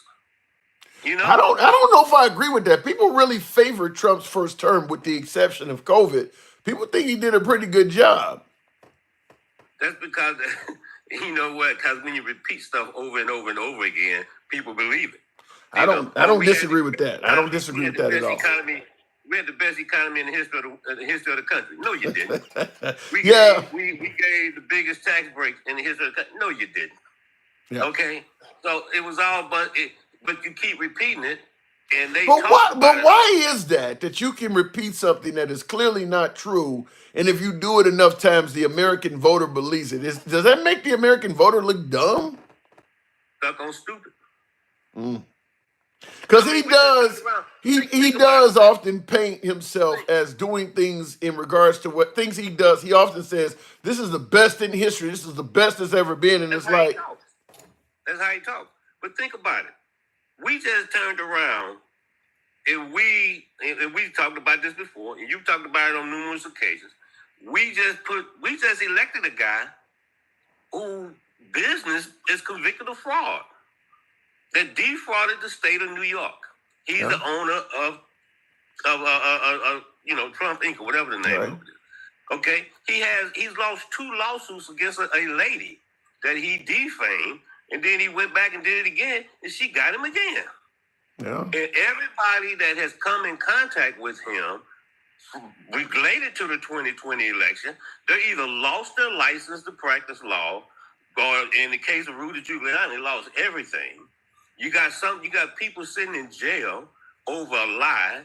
They attacked the Capitol over a lie. They still talking about the election in 2020 when 65 judges heard it, but they always keep saying, "Oh yeah, we got more information. We got more," but nobody ever presents anything.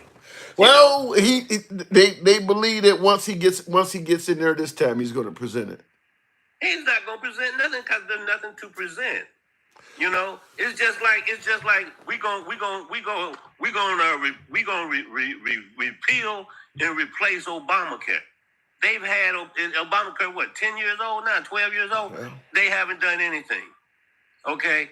Is he still running on that? You know, yeah, we're going to do infrastructure. They had infrastructure week about 9 times, and it never got done. You know, all they do is talk. You know, they came up with a bill, to the border bill that they came up with earlier in the year, and they weren't going to do anything for the aid to Ukraine and Israel until the border bill was passed. So they put together a border bill that they put together, and they still shot it down.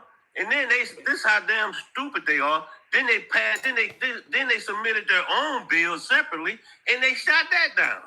Well, I disagree with you that they were stupid. I think what Trump did is, I think the reason they got shot down also is the reason why we have Trump. I think Trump, what he did turned out to work out for him very well. It was a smart thing he did. He knew that if they got the border bill through, he would not be able to run on the chaos at the border under Biden by not letting that bill get 100%. Through. Yeah. 100%. But see, the thing about it is that they attached the funding for Israel and Ukraine to that bill. So think about this. Now I could be wrong. Correct me if I'm wrong. When the funding ran out and they sat on that funding for 6 months, if you go back and take a look, I would bet that probably corresponds to the time that Russia started making their advances. Wow. Because Ukraine was running out of ammo and all kind of other stuff, and they couldn't even put together a damn bill, and everybody's still hollering about, well, why are we sending money to Ukraine? Why are we sending money to Ukraine? You're sending money to Ukraine because we just decimated the damn Russian military and did not put a boot on the ground. Well, I'd be curious to see. We ran their Navy out of the Black Sea because the damn Ukrainians were sinking the ships. I do got to move it on, but I'd be curious to see if money going to continue going to the Ukraine under Trump. Do you think it's going to stop all of a sudden when Trump's in there? I don't think it's going to stop all of a sudden, but I think they're going to make it extremely difficult. They're going to try to force Ukraine into taking a loss, settlement with Russia. But see, the thing about that is, Russia's going to agree to whatever they want, but then 3 or 4 years from now, they're going to invade it. They're going to invade again and try to take the rest. They may not, though, because Ukraine kind of put a hurting on them this time. The Ukraine certainly has slowed down their military might. It's going to take them a while to rebuild all that equipment. They lost manpower. I mean, generals. They lost a lot fucking with the Ukraine. They just took out some generals today. You know? More? Over in Russia, and now they killing the North Koreans because they over there, you know. So he's gonna force them into something. Yeah. But what people don't realize is if they get in there, it's not going to just stop at Ukraine. That's what most of the players in the region think. That's why most of them want America and the West to continue helping the Ukraine, because most of them also believe that Putin is on a mission to reestablish the Soviet Union. But Trump, seems to said think it. Trump seems to think different. Trump thinks differently though. Trump an idiot. I gotta go. Yeah, I'm just saying. All I'm right. just saying. Yeah, okay, let me close out one thing though. If we don't stop them, there will be U.S. troops in Europe.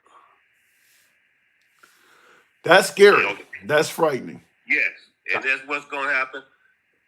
I lived out there for 4 years. I did 20 years in the military, 3 years in the Marine Corps, 17 in the Navy. Appreciate that service, man. What part of the Europe did you live in? I lived in the UK for 4 years. I worked downtown London. Man, how was the women over there? Now I really gotta go. Appreciate. I also lived in Japan for a year. Was that how were they? They good? They any good? I was much younger then. All right. All right, man. Good Thanks. Good talk. We got to talk about that another time. All right, Yes, sir. moving on with the program. Once again, Will G says Trump ain't shit, but a 304 trying to hide a desk of inhumanity from prosecution and the most powerful. What is a 304? A hoe? Is that what you said? Remember on the old calculators or on the pager, you would type the number 304, so you turn it upside down and it says hoe. Is that what you're trying to say, Will G? Now, I'm old enough to realize what we used to do that back in the day. That's what it says. He says, now Trump ain't shit, but a 304. Wow, you really tested my memory there. Trump ain't shit, but a 304 trying to hide behind the desk of immunity. Trying to hide behind the desk of immunity from prosecution and the most powerful military. Well, he has successfully hid behind the immunity. Oh, excuse me. He has successfully won the immunity battle and the most powerful military. Well, he is going to use our military to operate from a bully pulpit. Look, at the end of the day, Trump may be able to get a lot of shit accomplished. If he can scare some of these nations, remember, he was successful in using our military to scare NATO member states to pay their, fork up their, or better yet, beef up their defenses to, expand their military budget. Trump got that done. He got us out of the Iranian deal, and still the Iranians did not violate. I mean, they didn't violate it. So he has used bullying tactics successfully. My guess is he probably used that shit in business quite a bit back in the day, and it worked. So now he's using it as a politician. He does have the ability to get some stuff done, even though we may not like his tactics. For instance, threatening to impose tariffs on Canada and Mexico. They have started moving. Both of them, Canada and Mexico, are already talking about, spending money to put the military on their border and beef up their border protection. He is getting shit done. You might not like how he's doing it. You might not like what he's saying, but people are moving in a way that they were not moving with Biden. And we'll see how it turns out. But I'm telling you, regardless of how you feel about Trump, he does have the potential to get shit done. You just may not like it. It might lead us to having some of our allies have a side eye opinion of us. Yeah, I'll do it because I ain't got no other choice, but fuck you type, mindset or whatever.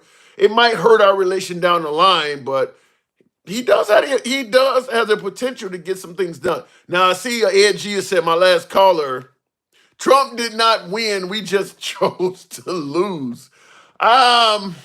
I get it, Ed. I get it. You're making a mockery of my last caller. I don't think the Democrats chose to lose, but I think the Democrats did lose the last election as much as Trump won it.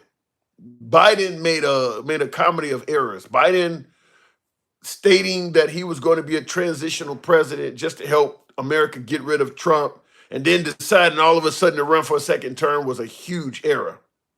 I think Biden has more to do with why the Democrats lost in Kamala Harris. I really think it's Biden's fault, but we're gonna, people want to talk about Kamala, everything from her cackle to Willie Brown or what. No, I think with 107 days, there's only so much you can expect from any candidate going up against a guy people have known their entire damn life.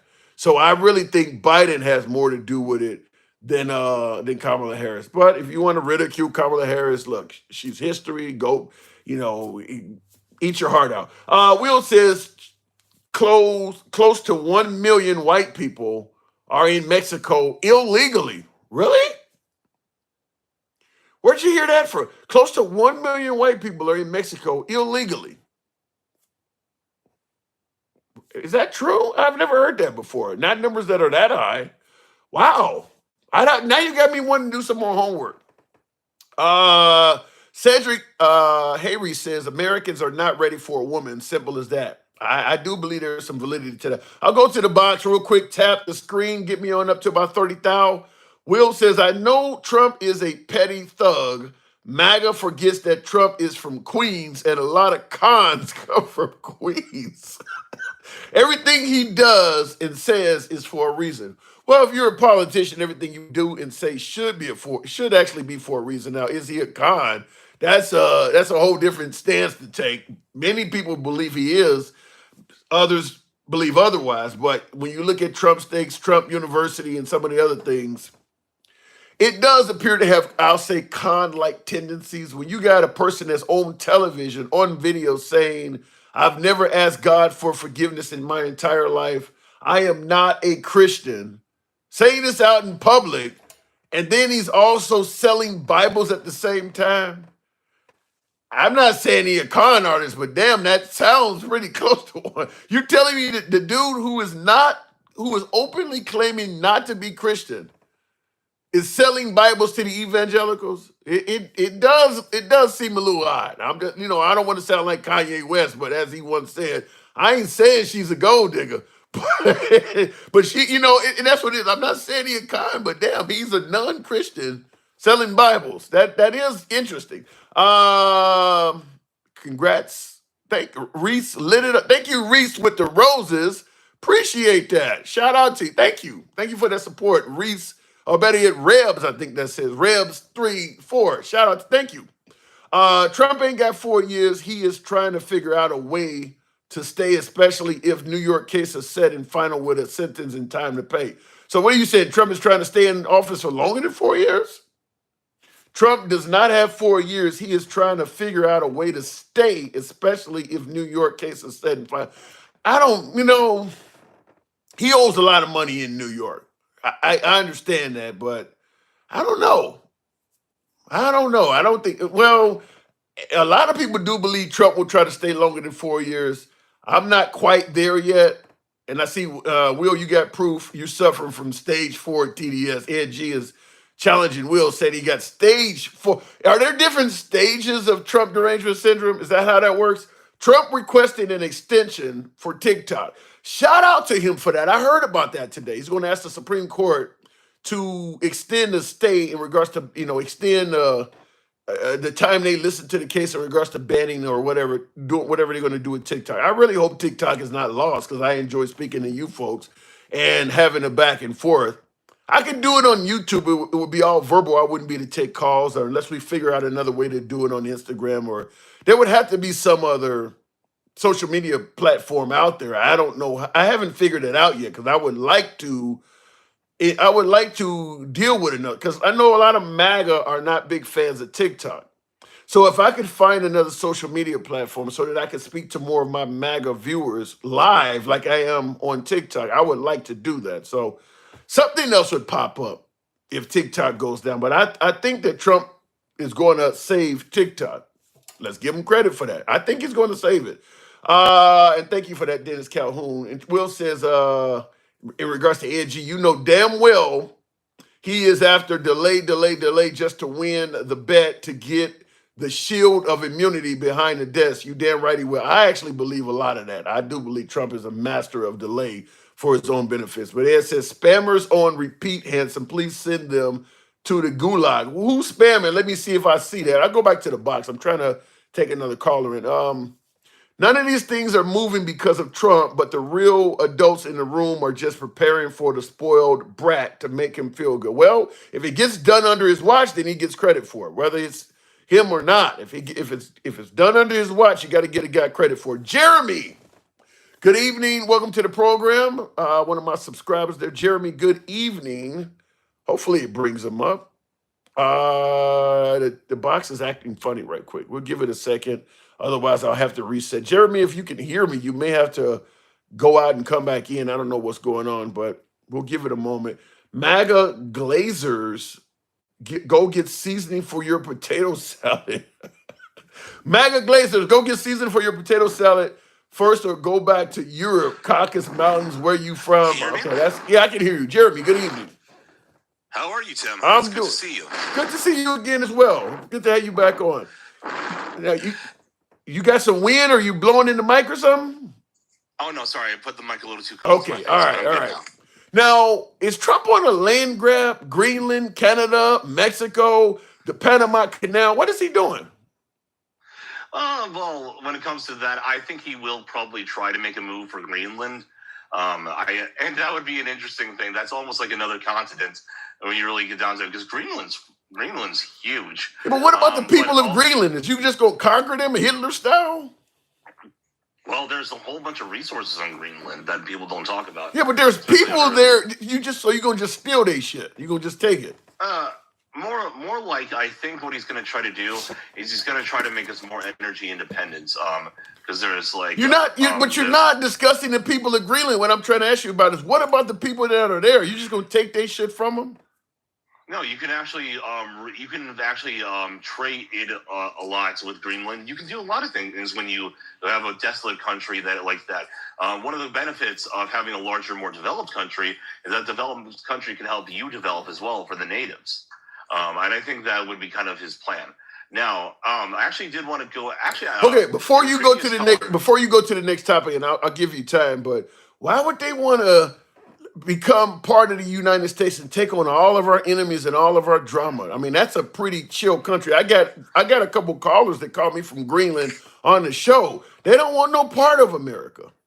Because America's the best, baby. Yeah, cheeseburgers and guns and freedom. Right. Why they don't want that? No, look. Hey, first off, let's just really look at this at a practical level.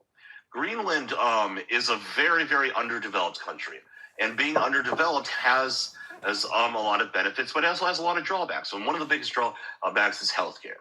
From a technological standpoint, a lot of people who live in places like Mongolia, Greenland, a lot of these places that aren't super developed, that are very isolated and desolate, they oftentimes have a lot of problems when it comes to healthcare because they just don't have the infrastructure. We got all the infrastructure you could ever need here in the United States, and we have a problem with healthcare. We just took out a CEO of a healthcare company to make the point. Yeah, well, here's the thing. Whatever we think we have, it's way worse over there. Way worse. It's not even on the same plane. Yeah, but you also got to understand, we also have a lot more health problems in America than they do in Greenland, too. Yeah, but I think they would take a lot of that on. I think they would. I think a lot of people in Greenland would happily like to move to the United States if they could. Because a lot of what we have.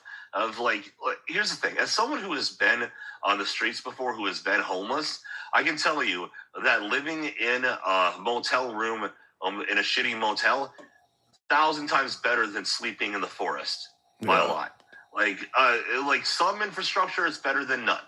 It's interesting you would bring that up, because that was a question. The guy who calls me from Greenland all the time, we actually talked about that. And one of the things he said is it's illegal to be homeless in Greenland. Now, we know it damn sure ain't illegal to be homeless in America, because we don't have the social programs like they do in a lot of European countries. I don't know if they want to give all that up. They got universal health care over there. They can send their kids to school without worrying about them getting shot. They don't have the greed of capitalism like we do in this country. I don't know. I mean, there's good things about America, but we have a lot of bad shit too. I don't know if they want to take on our rush. Nobody has time to speak to each other anymore environment. I mean, they are really chill over there. I don't think they want to take that on. Well, here's the thing, Tim. Let's look at this on a practical level. Their population isn't going to change that much. right? Let's say they get bought out. Let's say they get bought out and they become a part of the United States. They get annexed by us, or however it goes down, or they voluntarily agree. Now they're Americans. Wave the flag, all that. Let's say that happens. The population of Greenland is probably going to stay the same, but there's going to be a lot of American investment in the native people. Okay, they're going to. You know what's going to happen. You know what's going to happen in Greenland if we take over that country. They going to continue living exactly like they're living while we snatch all the resources out of their country and make a fortune off of it. That they going. I don't believe that. I don't believe that. You want okay? Where else have we done that where people benefit? I mean, we take resources from a lot of other countries, and the people in those countries don't generally benefit at all. Yeah, but if they're Americans, they have American rights. They have American representation. They have like it would be like they would be another state. Think about it. It'd be like saying like, oh, we're going to rip all the. You can't even get resources out of the ground in Montana. Yeah, I don't. If I'm Greenland. And I look at the history of the United States, everything from, breaking treaties with the Native Americans all the way up to telling the people of Iraq if they stand up against Saddam Hussein, we'll come and help you. We don't broke so many treaties and so many deals over the years. If Greenland wants to listen to the United States make promises to them, that's on their ass. You got a peaceful country right now. If you really want to trust the United States, when we making it clear, we know you got a lot of resources in your country. If they want to trust us, God bless them. I mean, I think they fucking up if they do that. I can understand that, but I did want to talk about what you talked about with your previous caller, specifically with Vivek with the H-1B visas. Okay. That's right? Yeah, so I actually don't think that's a great idea. And here's the thing, as someone who has actually immigrated to this country, I think we should limit legal immigration because for two reasons. Number one, well, actually, I'd say three. Number one, because there's going to be a brain drain on another country, and that's not really fair to them. Have we ever gave a fuck about that? Just because the government hasn't done that historically doesn't mean that they shouldn't have. Yeah. Okay. Yeah, that's kind of like saying, like, did Jeffrey Dahmer care when he murdered people? It's like, yeah, well, you probably should have. All right. But you got to give me something better, though, okay? It's going to be a brain. So if we take immigrants in, we're taking the brain power away from another country. I don't think most Americans care about that, but I hear your point. Give me the other two. Okay, well, another one is this. We don't want to admit this. Like, I know we've had discussions about this in the past. I cannot tell you how much more misogynistic some other countries are. Like, you want to talk about our country being bad. I know Nick Fuentes said that stupid thing, your body, my choice, which, by the way, I almost guarantee that guy's gay. Like, he's been busted in sting operations before, or, like, on Grindr, meeting up with guys. Like, he's gay. Okay? There's just no way he's not. Okay? But imagine that, except everyone believes that. The average American doesn't agree with Nick Fuentes. The average American probably doesn't even know his first name. I get a lot. I'm gonna tell you something though. I'm not saying all, but there's a hell of a lot of misogyny among MAGA. I get a lot of MAGA that get on the program and say that women shouldn't be able to be in combat and women should have their lane. I mean, there's a lot of MAGA that believe women's role should be reduced. Yeah, here's the thing. Okay, well, I don't think that saying, like, you don't want women in combat is on the same par as what happens in India, which in India, I mean, like, you lived in Australia for a while, so you probably had a lot of, like, people from, like, the Far East, right, and who were, like, immigrants to Australia, right? Yeah. Yeah. In Indian culture, they believe that rape is actually the fault of the woman. Damn. And, yeah, I know. And in certain Muslim nations, they believe that women should be stoned to death for the crime of being raped. That's horrible on another level. Yeah, that's really archaic. Yeah, that's really barbaric and archaic. And the problem is, the thing is, I don't have anything against legal immigration when we do it at a certain level. I believe, though, that we need to have people avoid enclaves, because if you have enclaves, well, there's less incentive for you to assimilate. I mostly assimilated because I was really, really young when I came here. I was still a child. So it was pretty easy for me to assimilate. I can only imagine if I came as an adult, how hard it would be if I only moved in with other people from Latin America and some of the attitudes. Elon Musk seemed to have assimilated pretty well. South Africa is more close in culture than India and Vietnam are. Okay. And it's not even, there's no shade to those people, but they have some pretty regressive societies. And I look at what happens in Canada. They have a lot of problems in Canada because as they give away a lot of these H-1B visas over there or to a lot of students at such a high rate. And I don't totally disagree with everything you're saying, but I will say this. There's too many business owners and employers in this country that just do not want to pay Americans a fair wage. That's what the problem is. The only reason why we don't have people that are qualified for a lot of jobs and people that are, able to fill all these positions is because there are too many people in this country that are looking to pay people less than what they deserve. If people got paid properly, I don't think there would be a such thing as a job no Americans want. I mean, there's too many jobs where you need to live damn near 5 to a house to make it work off of this salary. I mean, there's too much of that shit going around. I mean, like right now you got Amazon and Starbucks going on strike, and I mean, there's just constant battles with employers trying to rip off their employees. I mean, there's too much of that. No, I actually, here's the thing. This is why I'm not a libertarian.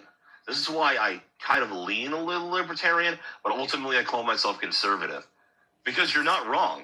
And that's something that I think whenever people say oh, Americans won't do these jobs, my response is, yeah, because they want to pay them slave wages. Yep. They want to pay them slave wages. So why don't you? But didn't you vote for Trump?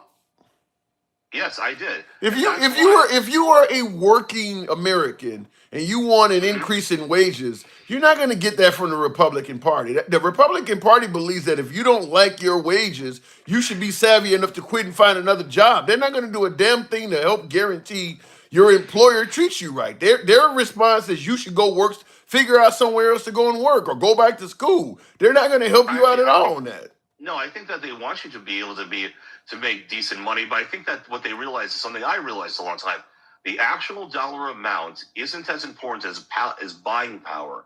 And the problem with raising minimum wage rather than saying, oh, you're not allowed to bring in foreign workers who will work for nothing.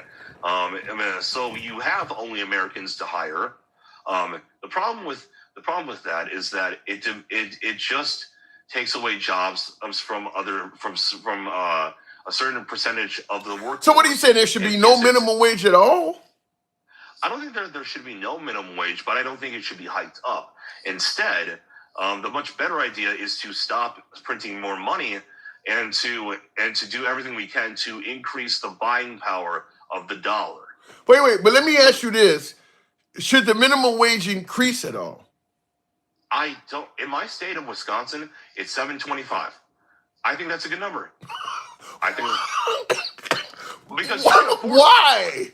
You can afford a lot more in Wisconsin. I promise. I lived in Milwaukee for several years. In fact, that's why I worked as a teenager in Milwaukee for $3.80 an hour at Burger King back in 1988. You're telling me, what is that? Almost 40 years later, that you're okay with minimum wage only being $3 an extra $3 since 1988? Yeah, I'm serious. And you want to know something? I think that if we did the right thing, if we did some of the smart solutions that I can think of right now, the dollar would become so much stronger that $7.25 would be the equivalent of what $15 is nowadays. You really think minimum wage in Wisconsin at $7.25 is good? Is okay? It's sufficient? Yes. How much does it cost to get a haircut in Wisconsin? Yeah, probably like $20. But So you got to go to work and work damn near half a day just to afford a haircut, and that ain't even including the tip. Well, hold on a minute. I've worked plenty of places. Look, Tim. I'm supposed to call you Tom. I don't know why. That was weird. I'm saying you got to really understand economics here. You got to understand that just giving people more dollars per hour just increases the cost of everything, and it just makes it that You know, I would agree with you. I would agree with you 100% if history showed that. Okay, minimum wage in Wisconsin is $7.25 an hour, as you say. My guess is 10 years ago it was $7.25 an hour as well. And you're going to tell me that even though minimum wage has not moved in your state in the last 10 years, the price of goods and services didn't continue going up anyway? They probably did. Probably. Yeah, but that's just due to general inflation. Again, this is why we should shut them. We should pause the money printers. Every once in a while, we're going to have to turn them back on because of increase in population and increase in resources. That's going to happen naturally. How about this? How about make the whatever you decide to be the minimum wage, increase it comparable to what inflation is. If the inflation rate goes up from this year to next year, there should be a certain amount or a certain formula that, okay, because of the inflation, minimum wage is going to go up 25 cents an hour or 50 cents an hour. It should go up with inflation. You can't freeze it for 10 years and expect it for folks to even want to go and work for that. Well, that's not a particularly bad idea, but the problem is, ever hear the phrase, there's nothing more permanent than a temporary government solution? Yeah, so what are you getting at? What I'm getting at is that it's not going to stop there. It's Pandora's box. I just think those are excuses to keep wages low. I mean, the employers are making more money, but the employee got to come up with something. There's no excuse to keep minimum wages the same for 10 years to me. Big box corporations are making money. The small and medium business guys aren't making that much. They got to be able to pay them whatever they possibly can. Yeah, I don't. To me, that I just can't buy that. I don't think there's any legitimate reason ever to keep minimum wage the same for 10 straight years or more. Like I just asked you, how much does it cost to get a haircut? And I think your $20 estimate is probably on the low side. It probably costs more than $20 to get a haircut in Wisconsin. You got to work a damn half a day just to afford a haircut. When I was going to Burger King, $3.80 an hour back in 1988. My $3.80 an hour went way further than what they're paying them to work at that same job now because they haven't raised the wages to match inflation. I mean, I could get a haircut back then for probably $4 or $5. So I only got to work maybe an hour and a half to afford a haircut. Now they got to work the half of a day or more to afford it. You don't see the problem there? I can see the problem there. Yes, I understand. Again, if I knew that the solution you just talked about would not replace the solution that I talked about, which is trying to actually make the dollar go farther and actually increase its purchasing power, then I would probably be in favor of it. But the thing is, the long-term solution can't just be just pay people more money.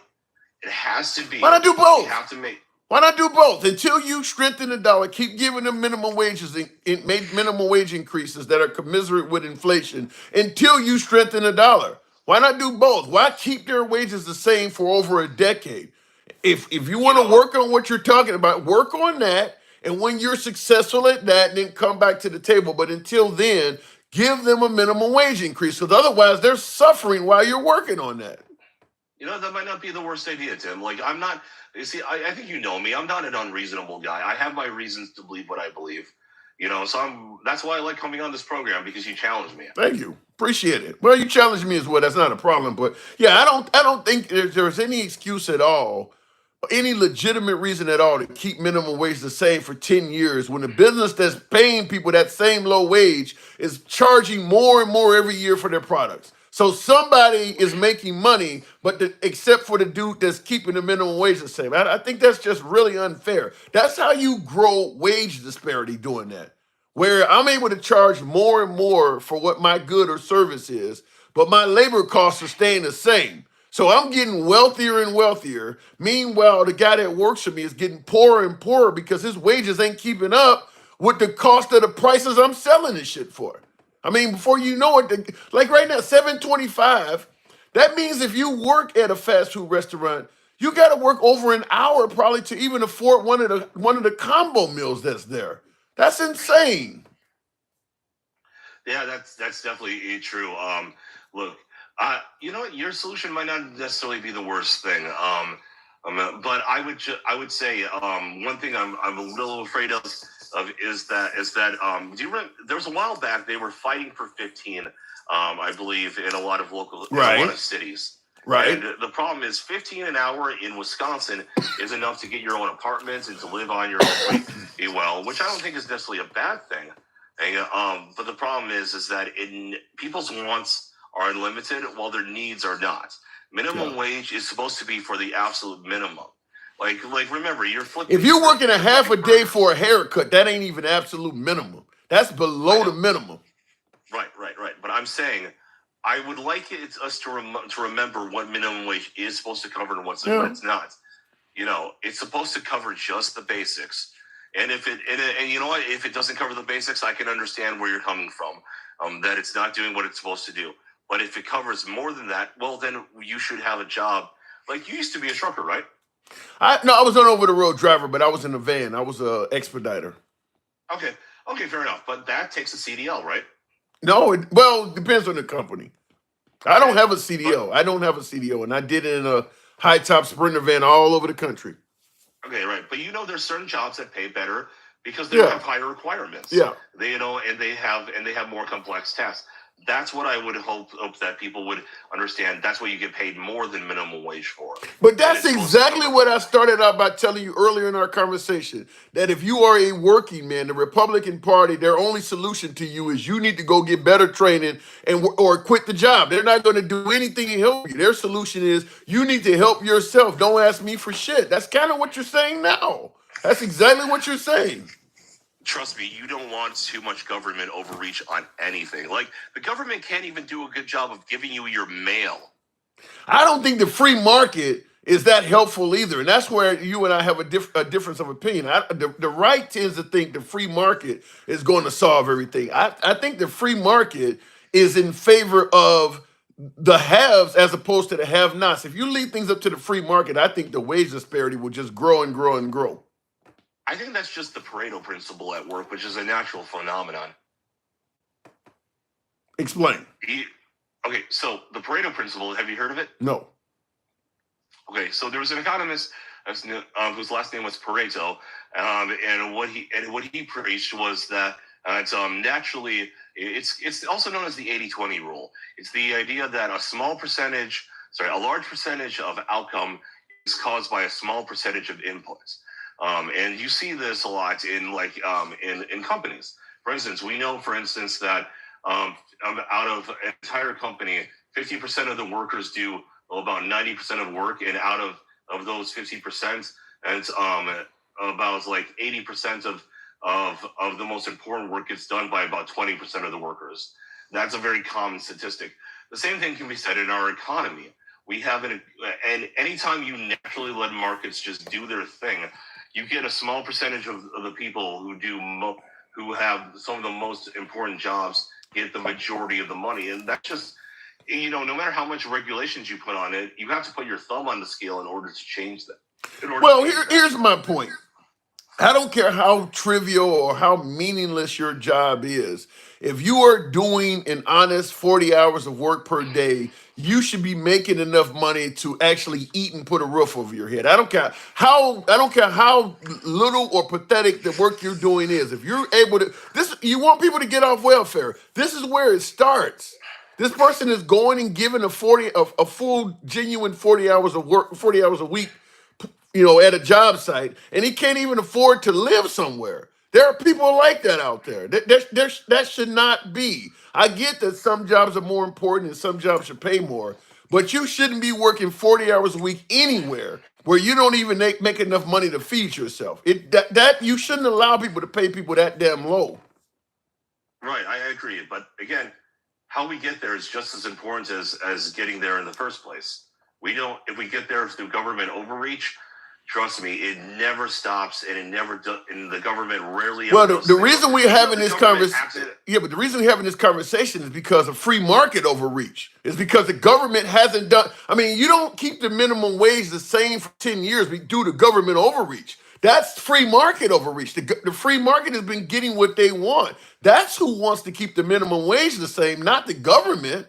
So you can talk about the government being, the flaws of the government, But the fact is, what's happening now is due to the free market, busting unions and all. All of that's coming from the free market. That's not the poor healthcare system that people, people getting healthcare that's worse and worse at their places of employment to the point where they want to unalive one of the CEOs. All of that shit's free market related. That's not government. That's letting the free market have their way, and they're giving people less and less and less as things go on.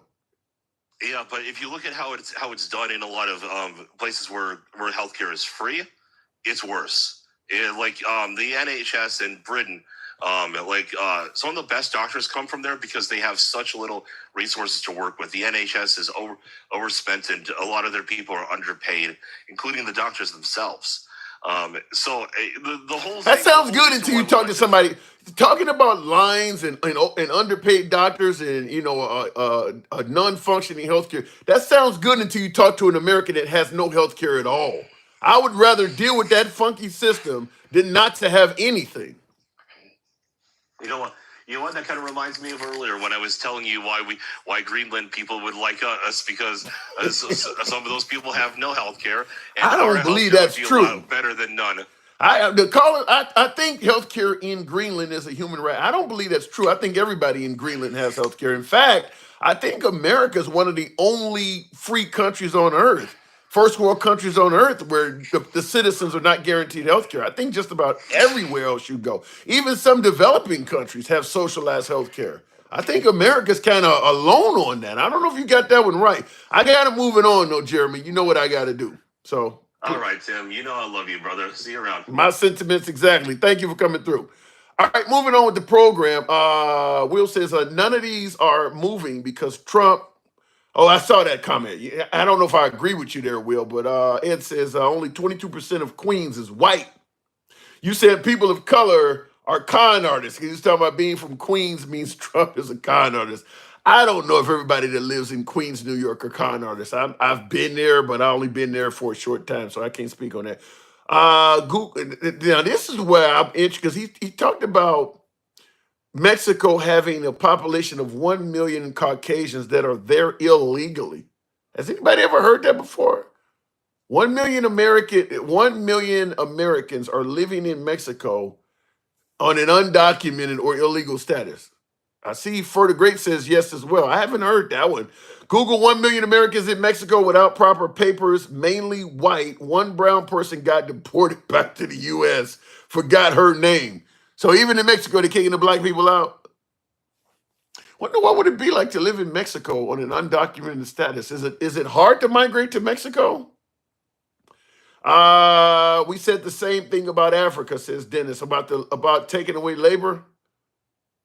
Colonizer mentality. I did hear a little bit of that. I know what you're talking about there, Dennis Calhoun. Let me go back to the box. Ain't no way possible that an employee can make as much as an employer unless they make partner. MAGA is nothing but excuses. CEO average 10 million a year. Yeah, the CEO of United Health that got it, Luigi Maggione put to sleep, for lack of a better term. He gave him a back rub and put him to sleep. The CEO of United Health, he was making 10 million a year. He was making 10 million annually, at least I think according to his 2021 or 2023 salary, which probably means he made even more this year. And they have the highest claim denial in the business. They were denying almost a third of the claims coming through there. It just shouldn't be. This is what I'm talking about when you let the free market make their own decisions. The free market makes decisions that benefit the free market. I've said this before in the video I had titled, What's Wrong with America? Things I figured that's right. And I think that one of the issues we have in this country is there are too many people chasing the almighty dollar and making immoral decisions as a result. United Health is a perfect example. You got too much of that shit, where people are willing to, for-profit prisons is another one. Nobody should be making money off of incarceration. Or that judge that Biden just pardoned recently. Biden gave one of the worst pardons I've ever heard of. He pardoned a judge that was involved in a cash for kids scandal, where the judge is deliberately sentencing kids to jail time because he's getting a financial kickback from somebody who owns the for-profit institution that they're being sentenced to. Too many people in this country are chasing money to the point where they'll sell out any damn body. We talk about socialism and fascism and Marx. We don't talk about how bad capitalism can be. There's a lot of bad avenues for capitalism. We make it sound like capitalism is great. You can start off at the bottom and end up rich. Well, what about all the folks that capitalism keeps in the poverty pool? We don't talk about that. There's a lot of bad aspects of capitalism too. I think Greenland would only abandon Denmark if Russia continues aggression, especially in the Arctic. U.S. presence would be a better deterrent than the Danish. Isn't Denmark part of NATO though? I mean, they don't have to give up Greenland to get U.S. protection in that area. Now, I guess Greenland is not part of NATO. I don't believe they are. So I guess I see a little bit of validity in what you're talking about. But if Greenland becomes property of the United States, I mean, like I just talked about, all of the negatives of capitalism, we are going to exploit Greenland for their resources, because that's the first thing we do is we look at countries based on money. I mean, isn't that what Trump said about Iraq? I would have kept the oil. Wasn't Trump talking about doing that to Iraq? Well, he's certainly going to do that to Greenland. For you know, they're going to be drilling all over their damn country. Maybe they don't want that. You know, certain animals and wildlife get fucked up. I mean, there's wildlife in Greenland. We don't care about that when we chasing money. That was the whole issue with the pipeline, is the Native Americans, you know, didn't want a pipeline on their land, or they believed it was interfering with the wildlife. We don't care about that. We want the money from the pipeline. Who gives a damn if a few animals die in the process or the Native Americans' territory get violated? We want the money. You don't think that's going to happen in Greenland as well? I mean, that's the history of the United States. We care about money. We don't care about all that other shit. I am a trucker. New trucks average 48 to 50 cents per mile given if they all go. Wait a minute, let me read this again. I am a trucker. New trucks average 48 to 50 cents per mile given if they go all 48 states over the borders and bad dispatch. That's not a living wage. Yeah, that's kind of the reason why I got out of the over-the-road business, is the wages were terrible. The brokers were taking too much of the money. That was the reason why I got out of it as a expediter working for Panther. I got out of it for that same reason. But that's the problem, is that a lot of businesses are getting rid of W-2, flipping you over to make you 1099 or a contractor, which causes you to lose all of your benefits.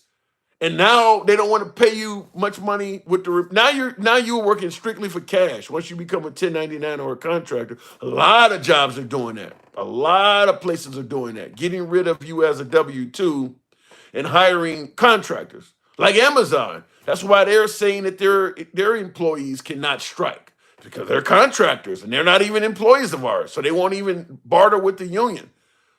And here Jeff Bezos is second richest person, at least in the country, second richest person in the country. And he got people like that working for him that have no benefits, won't even let them unionize or anything like that. That's free market. That's how the free market works. I think you need the government to step in and stop that shit. If they want to unionize, they should be allowed to unionize. Pay $500 a month for Kaiser. Haven't gone. Oh, I pay $500 a month for Kaiser insurance. Haven't gone to the doctor in 15 years. Then how do you know your $500 is well spent? I'll go to the box after this, but I'll tell you this, my own personal story. I was paying $125 a month for, you ever heard of Car Shield? You see the commercials on TV, Ice-T and Vivica A. Fox. This was insurance. Now, I know it's not medical insurance, but this is how insurance companies do you, and this applies to medical insurance as well, which is why I'm asking him, was it $500 well spent if he hasn't been to the doctor in 15 years? I had not had any car issues for 3 years. I was giving him $125 a month, talking about Car Shield. The minute my car broke down, I had a $3,000 repair. I had quite a bit go wrong in the engine. They didn't cover any of it. They made an excuse not to cover any of that. So the question is, was my $125 a month I spent well, was that money well spent? Probably not. they took all my premiums, and then when I needed them, they did nothing for me, a la Luigi Maggione style. Well, what I'm saying is the same to you, Ed G. You're saying I pay $500 a month for Kaiser Permanente, I guess that is, Kaiser Insurance, but I haven't gone to the doctor in 15 years. Well, you could be like me with CarShield, where you're paying, and then one day when you really need them, they may not be there for you. So your $500 a month don't sound that expensive, but until you see what happens when you really need them, you don't know if that's money well spent. Because I thought I was doing great with CarShield. Like, well, if something go wrong, they're gonna be there for me. They were not there for me. They were not. And I agree with you, Trevorman. That's what insurance companies do. Yeah. So that's where you need the government to step in, because the free market is why that happens. The government should step in and give them a playbook of sorts on when they can and cannot deny claims. There should be, you can't make up all kinds of bullshit. If somebody's medical professional has access to them and says they need this operation, you shouldn't be able to deny that from an office in Los Angeles. You're not even around this person. How do you know what they need or not? Twisted77, good evening. Welcome to the program. The government is why that problem exists. No, I don't. You and I are going to disagree on this, Twisted. Give me your spiel on this. Okay, so when we're talking about insurance, did you know that companies are not allowed to sell insurance across state lines? I've heard of that, yes. Okay, that's a government regulation. But does that apply to auto insurance companies? Yes, it does. What As do you well mean? as health insurance. What do you mean you can't sell auto insurance? So you're telling me Geico can't sell insurance in certain states? I don't think that's true. What do you mean? Well, what it is, let's say you own an insurance company, okay, and you want to sell, you're in Ohio, okay, and you want to sell it in West Virginia, neighboring state. You have to create a separate entity and open a new office. It's a whole new company. It might be a subsidiary of your company, but it's a whole new entity. You're not allowed to sell across state lines. And so what that does is, but but you just gave an easy loophole. You just, like you said, create a subsidiary. That's an easy loophole. That's not a loophole, though. That's a whole other process. You basically have to create another company in order to sell in order to sell in another state. Most companies don't bother doing that. You can't just sell it. Why wouldn't you? Why would let me hold on. Why wouldn't you do that? Let me finish. Okay, go ahead. Okay, and I'm sure this applies to most states. All right. Tell me, in your state, how many major insurers are there? Probably like 2, right? I have no clue. Okay, like here in Pennsylvania, there are 2.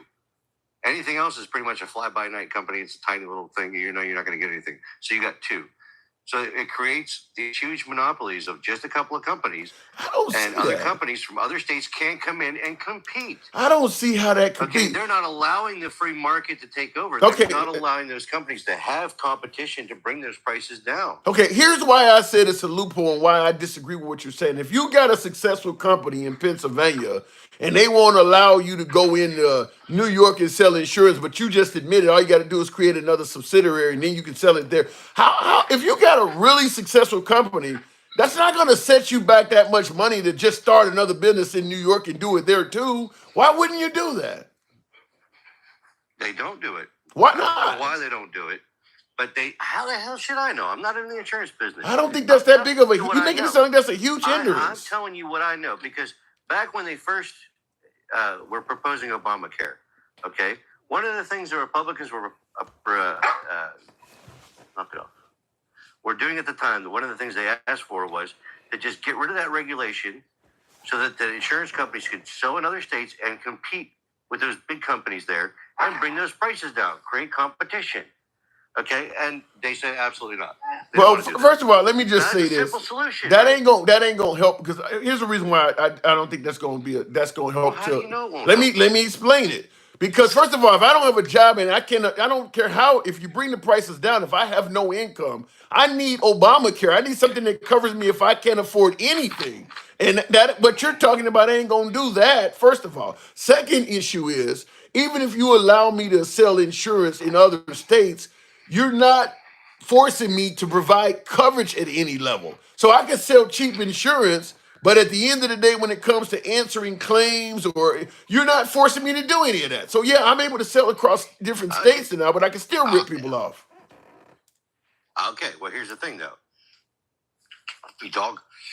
So if you're not allowed to, if I lost my train of thought because some little puppy is driving me nuts.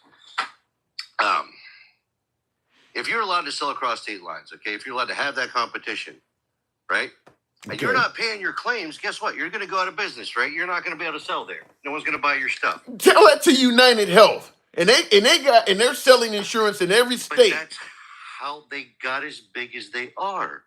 You don't get it. I don't get this at all. I'm not getting this at all. Because you're not listening. I'm listening, and I'm just not hearing it. Yes, each state has different regulations. I know that. There's somebody in the comments there. But you're not allowing that competition to happen. And so therefore, you only got a couple of companies, and they can screw you over 6 ways from Sunday, and where else are you going to go? I would tell you this. If you allowed people to sell insurance across state lines, there's a lot of other businesses where you can sell things across state lines, and they still find ways to monopolize and only have one or two companies. In the oil industry, there's only one or two. I mean, they can sell oil everywhere. In the telephone industry, you got a couple giants like AT&T and Verizon. They can sell phone service everywhere. So allow people to sell in different states. That's not going to stop what you're talking about, because other industries have shown they can continue having monopolies even with that in place. Yes, and we have laws against real monopolies. Like you remember, government. Back in the day. Exactly what I'm talking about. Yes, you need the government. I totally agree with that. I'm not over here telling you that we should have no government regulation, because that's stupid. That's what I'm talking about. What I'm saying, too much regulation causes businesses to stagnate, and not enough lets them go run wild. It has to be a balance. And right now, we don't got that balance. No, we don't have that balance. I think we've let the businesses run wild. I mean, employees can barely even unionize nowadays. No, I don't think we have. Really? You forget, I'm a business owner. I'm a CEO, technically. Okay? And I've seen nothing but more regulation. I have not seen less. What business you in? I'm in the restaurant business. What regulations? What regulations are you dealing with that you think should not be there? What regulations? Yeah, I mean, like you got to have your place inspected. I mean, you want them to remove the inspections? No. Now, why you make some kind of? I'm just asking you, what regulations are you dealing with in the restaurant business? Those exist, but they get tighter and tighter every year. How much do you have to pay your waitresses? What is the minimum wage for a waitress? I don't have waitresses. But you're in the business though. What is the minimum wage for waitresses? $7.12. No, you don't have to pay waitresses minimum wage because they make tips. So any tipped employee does not have to be paid minimum wage. Right. That's a regulation. That right there is a perfect example of that's a giveaway to the businesses, as opposed to, I mean, because I don't believe that makes it so your waitresses now are desperate to get tips because you ain't paying them shit. Well, I don't have waitresses. Okay, all right. So what regulations are you dealing with? You want me to speak on something I don't know necessarily about, because I have counter people that make minimum wage that take tips. What are your? But I don't. What regulations are you concerned with? What are you dealing with? Oh shit! Again, a lot of it's taxes, more taxes, always more taxes. Take, and then they just tighten everything up. Like, I get a test every year for particulates in the water going out of my drains. Right?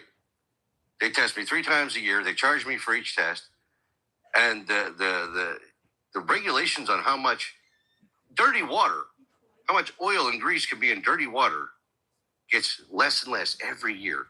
So I used to pay somebody to come out and clean out my gear shaft once a year. Now I pay them to come out 4 times a year. Well, you could always open up. You could always have a restaurant. You could always do business in Flint, Michigan. I don't think they have as many water restrictions. I'm just giving you an example. I get it. I get what you're saying.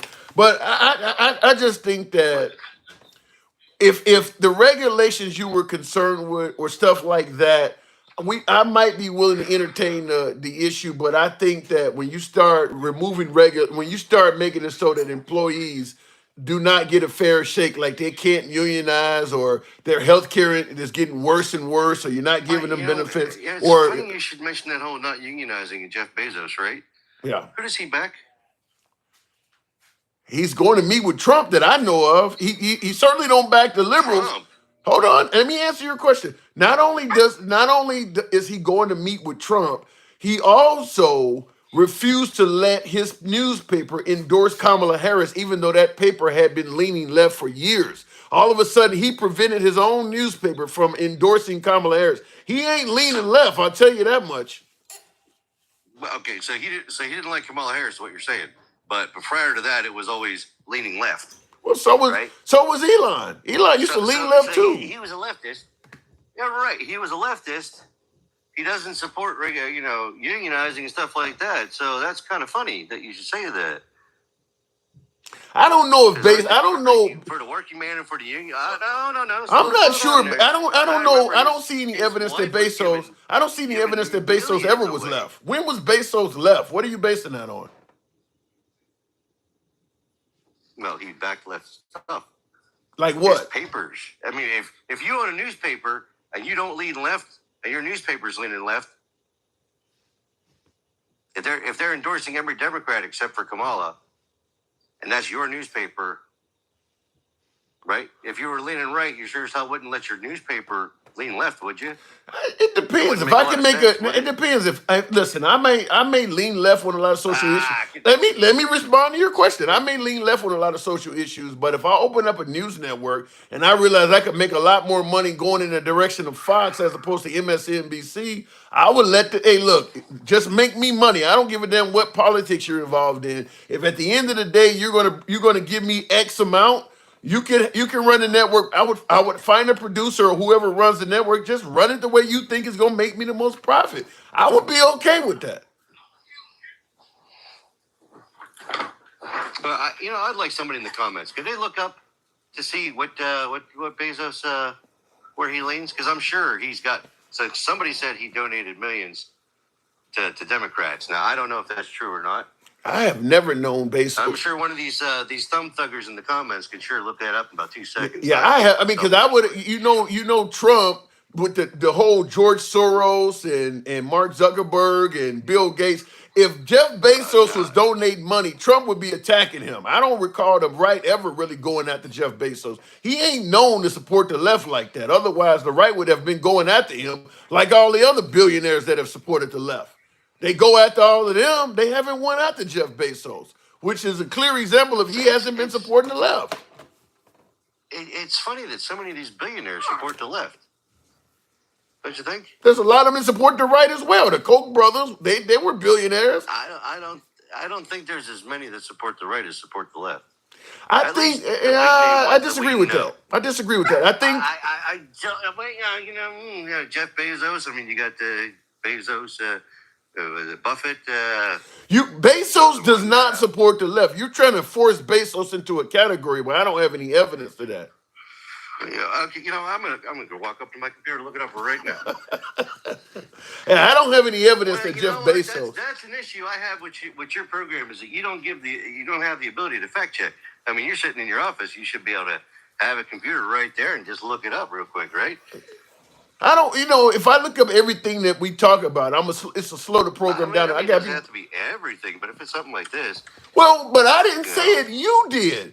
If you say something like that and then you tell me something I disagree with, then but I asked you, give me some evidence that makes this for why you're saying Jeff Bezos leans left. If you give me something and I disagree with it, I look it up. You didn't give me anything. Mm-hmm. I see Travelman says giving money. Travelman says Bezos donated millions of dollars to Democrats and Republicans. So that's what one person in the comments is saying. He donated money to both sides. I haven't heard, but hold on a second, Twisted, hold on. Will says, this is in regards to insurance. They are petty, especially the car warranty companies. They don't cover certain bolts or gaskets, and it is one of those. And if one of those breaks down and ruins a whole part, it is not covered and they won't pay out. That's what they told me, is that steering fluid leaked under my engine and it took out I mean, it went into the engine and caused all kinds of problems. And they said, well, we don't cover steering. So anything the fluid destroys, well, we don't cover that either. And I had like a $3,000 repair. And yeah, that turned me off to him. Like, 'cause if that's the case, you can come up with an excuse not to cover shit pretty easy by saying something like that. And yeah, I'm not a, and that was after I had tried to get them to cover something else and they covered like a third of it or something. I was already having problems with them. I'm like, I'm done with them. But like I said, if you're putting money out on insurance and then you don't know if they're going to be I never there. heard of that particular one. I never heard of that particular one. You were Car Shield? before you said it. Car Shield?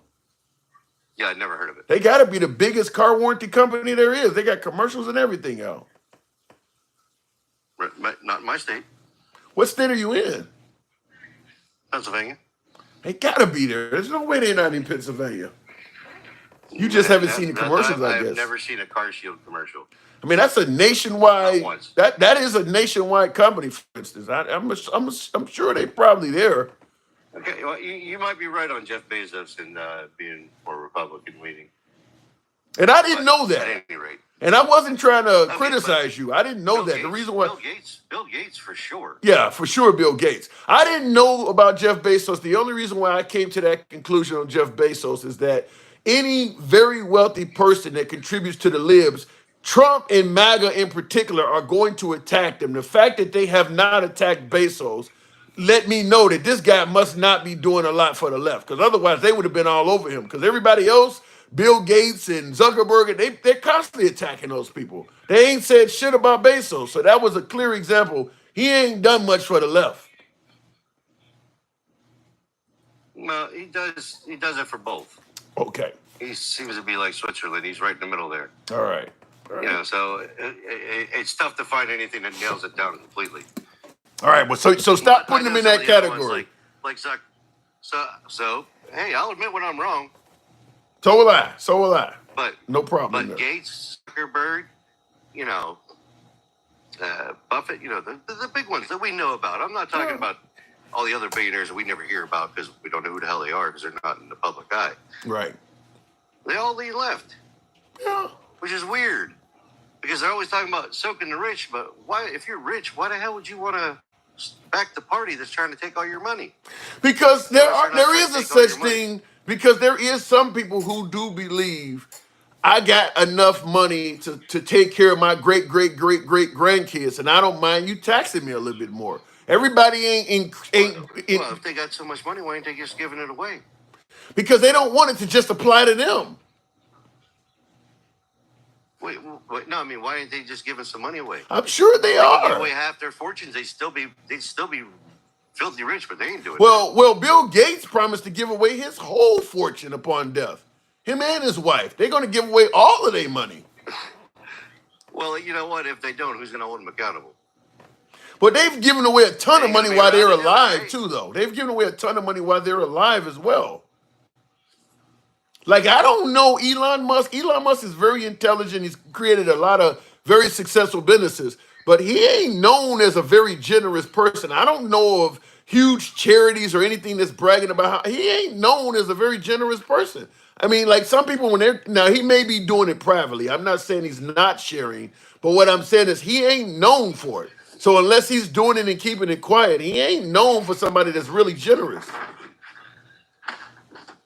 All right. But he's also an immigrant. Aren't they supposed to love immigrants? Especially ones that bring jobs, bring money. They don't love him. They hate his guts. Look, you gotta do nothing but talk shit on him. He flying rockets. He's making electric cars. They used to love his ass until he bought Twitter. No, they used to. Suddenly he was public enemy number one right after Trump. Yeah, you're right about that. They used to love his ass until he got involved in politics. The same way you guys loved country singer Dixie Chicks and Taylor Swift. Y'all didn't have a problem with them until they got involved in politics. Once you start picking sides, that's what happens. I can't speak on either of those. I don't listen to country music because I hate that shit. But you don't need to. I don't listen to country music either. But I know the right canceled the Dixie Chicks. I know the right hates Taylor Swift. I don't listen to none of her music. You don't need to listen to the music to know that. You can just watch the news or listen to MAGA and hear them criticizing the shit out of them. Some people do, yes. Right. I've heard them. So that's what happened. Is Elon got involved. Elon got involved in politics, And that comes with consequences. If Elon had became a liberal, he would be getting attacked by the right. I mean, that's just the way it is. He got involved in politics, and he Well, he was basically on the left. he died. He was on the left. He When? was left leaning before this, and then he said, "You know what? I'm done with this." I don't believe it. I'll give the man respect for what he's done with Twitter. What Yeah, was I will. Elon doing to make you say he was on the left? That's what he said. No, he could be lying about that. I don't remember Elon Musk being known as some big. Just like I told you before, if somebody has all of that money, Trump is going to be attacking him. Trump's been in politics almost 8-9 years now. I don't ever remember him attacking Elon Musk. If Elon Musk was on the left with all of that money, Trump would have been attacking him. There's a reason why Trump has not attacked. That dude ain't been on the left. I don't know anything about Elon being some big But Democrat. he also didn't say shit about Trump. He also didn't say shit about Trump either. Okay. Is that the bar? So why would he waste his time going after somebody that never went after him? Colin Kaepernick didn't go after him. He went after Colin Kaepernick without a problem. Fair point, but still, what Colin Kaepernick did, I don't. Then he would find something. agree with. He would find something that Elon Musk did. I mean, Trump go after plenty of people that don't go after him first. Nah, but it's because you guys hate Trump. I've seen just the same shit on the left as you guys see on the right. Okay, I'm just Yes, simply you can tell me saying. my conversation is twisted because you're an idiot. I'm just simply saying, if Elon Musk was on the left, you would have heard Trump criticizing. And the fact you haven't heard a peep out of Trump over his 8 years in That's your politics. opinion. Okay, all right. Because you act like Trump goes out there and does nothing but talk about people on the left. Like, Billionaires? They're in his. Billionaires? Yeah, he I mean, would. how many celebrities are out on the left that he don't talk about? You never heard him speak about. No, he just says Hollywood But how many of those sucks. same celebrities are out there screaming about Trump? Look at De Niro's ass. You gonna tell me Trump ain't never said nothing about Robert De Niro? Really? I didn't say that. I was saying about De Niro. If you are a well-known celebrity and you're attacking Trump, I don't care if you a B-lister, he gonna attack you back. I mean, it's just Trump is not gonna let you say some shit about him without him responding. If you got any sort of an audience, hell it, I'm surprised he ain't said something about my black ass by now. I gotta move it on though, Twisted. All right. All right, man. Good talk. Appreciate it. And tap the screen, folks. You guys know how this program is read. It's all about free speech. We can get down and dirty and be a little critical of each other, but at the end of the day, it's all about free speech here. So tap the screen. You really expect Trump to talk shit about every celebrity to ever talk shit about him? Yeah. If you're talking about Trump and you're getting an audience, Trump will fire back at you. Yeah, I do expect him to do that. Yes. The ladies on The View he's talking about. I mean, like I said, Rosie O'Donnell, he called her a fat. Rosie O'Donnell, she wasn't that big of a celebrity when he went after her. Ellen DeGeneres, Richard Gere, you name it. Trump is one. Yeah, yes, I do believe that if you are a celebrity and you attack Trump, there is a high likelihood that you're going to get some negative tweets or what is it, X now and Truth Social. Yeah, he's going to come back and fire at you. Yes, I do believe that. Going back to the box. And MAGA likes it. MAGA likes some firing back like that. Real quick before I continue with the program. What is that? I didn't see make sure I didn't see a spammer in there. No, I did not.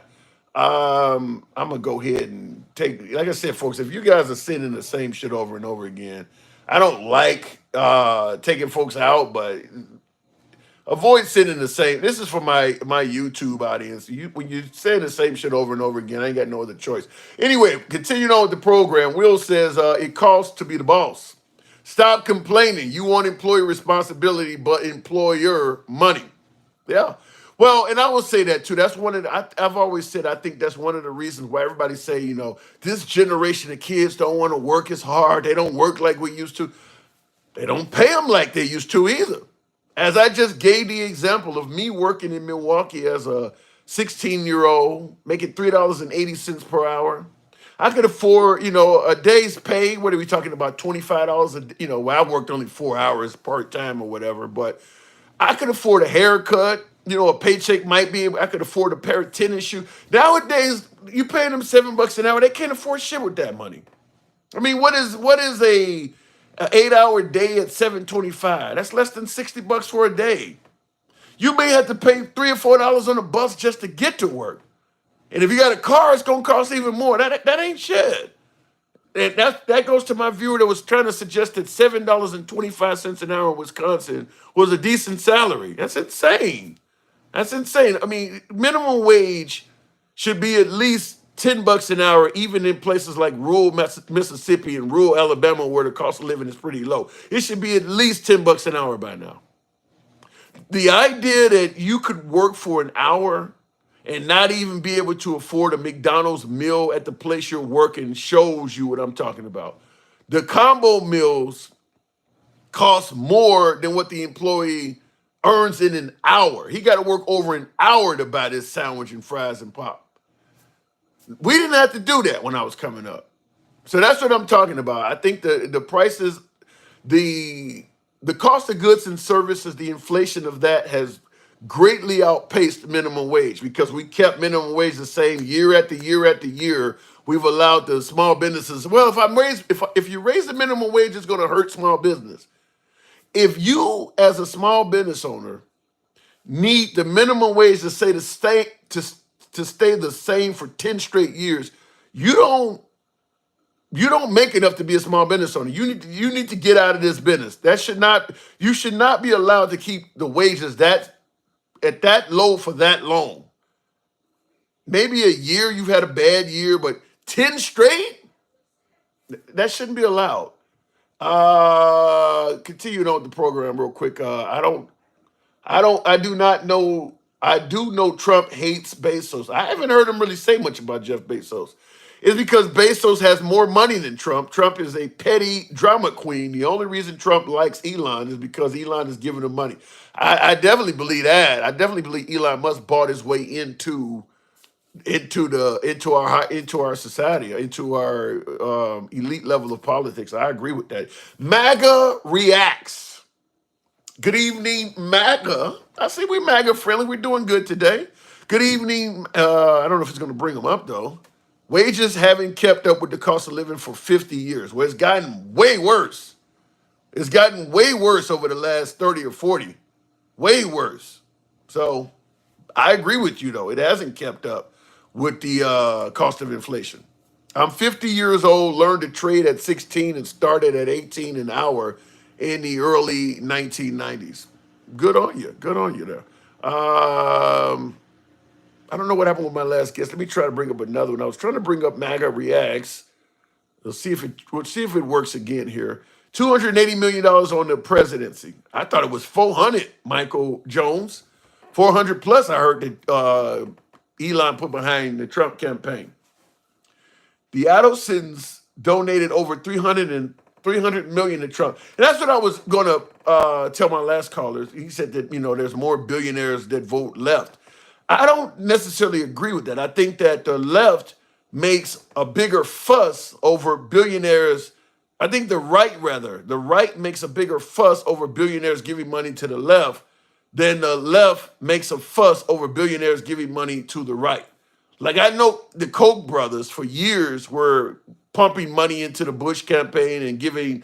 I mean, the left was saying something about it, but nowhere near to the level of how the right talks about Bill Gates. I mean, they make Bill Gates and all them folks sound like they just are peddling poison to society. So I think there's plenty of billionaires that get money to the right. I just think the left don't highlight it as much as the right does when it's happening to them. The Koch brothers was running Wisconsin Stress Travelman. Yeah, the Koch brothers was putting a ton of money.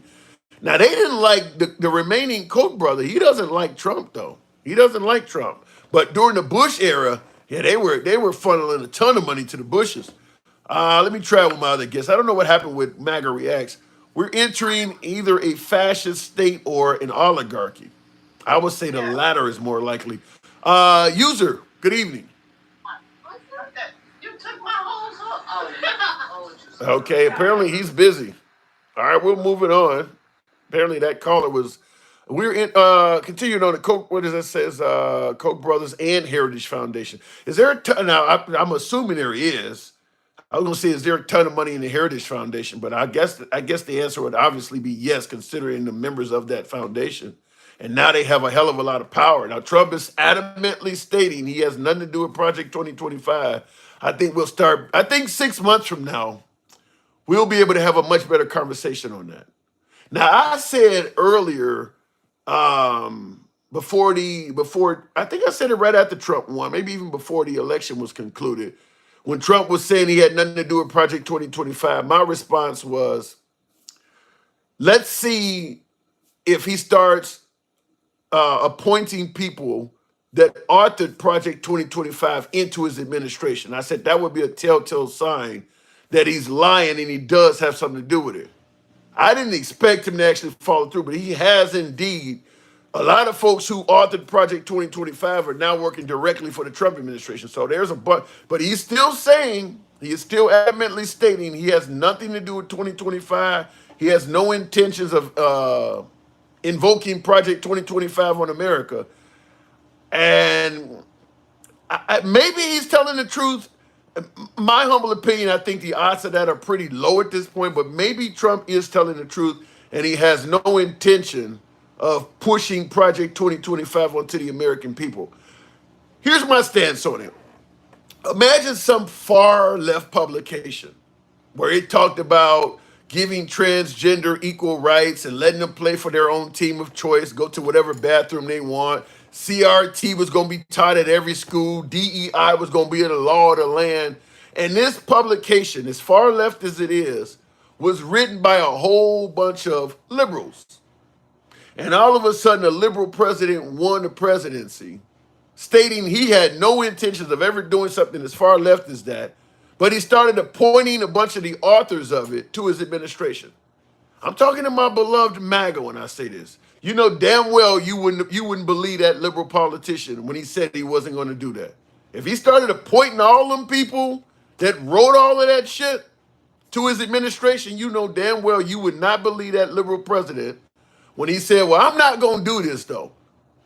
When he got all of them authors in his administration. Well, Trump is in that position. So I'm only saying this for folks who seem baffled as to why the liberals keep thinking he's going to promote Project 2025 when he's clearly said he's not going to do it. Just imagine how you would feel if the tables were turned. You wouldn't buy it either. You would not buy that. So understand why a lot of liberals ain't buying it. It doesn't make sense that he would appoint all of them folks who, you know, even if Trump doesn't deliver Project 2025, you know the people that he is appointing that wrote it, you know it's in their hearts and minds. So even if Trump doesn't deliver Project 2025, he is appointing a bunch of people who believe in it, and you got to assume it's going to be in the way they govern. So there's going to be parts of that people are going to be fighting off. I don't think there's any way to avoid that. Will says, I wanted to respond to a super chat I thought I saw in here. Would you be a successful businessman if you did exactly what Trump did? I think you got to make a lot of mistakes if you lived the life of Trump. I think you got to make a lot of mistakes not to be very successful. You got a father that's willing to give you, as Trump said, let's just take Trump at his own word. Trump said he turned himself into a billionaire starting with $1 million loan from his dad.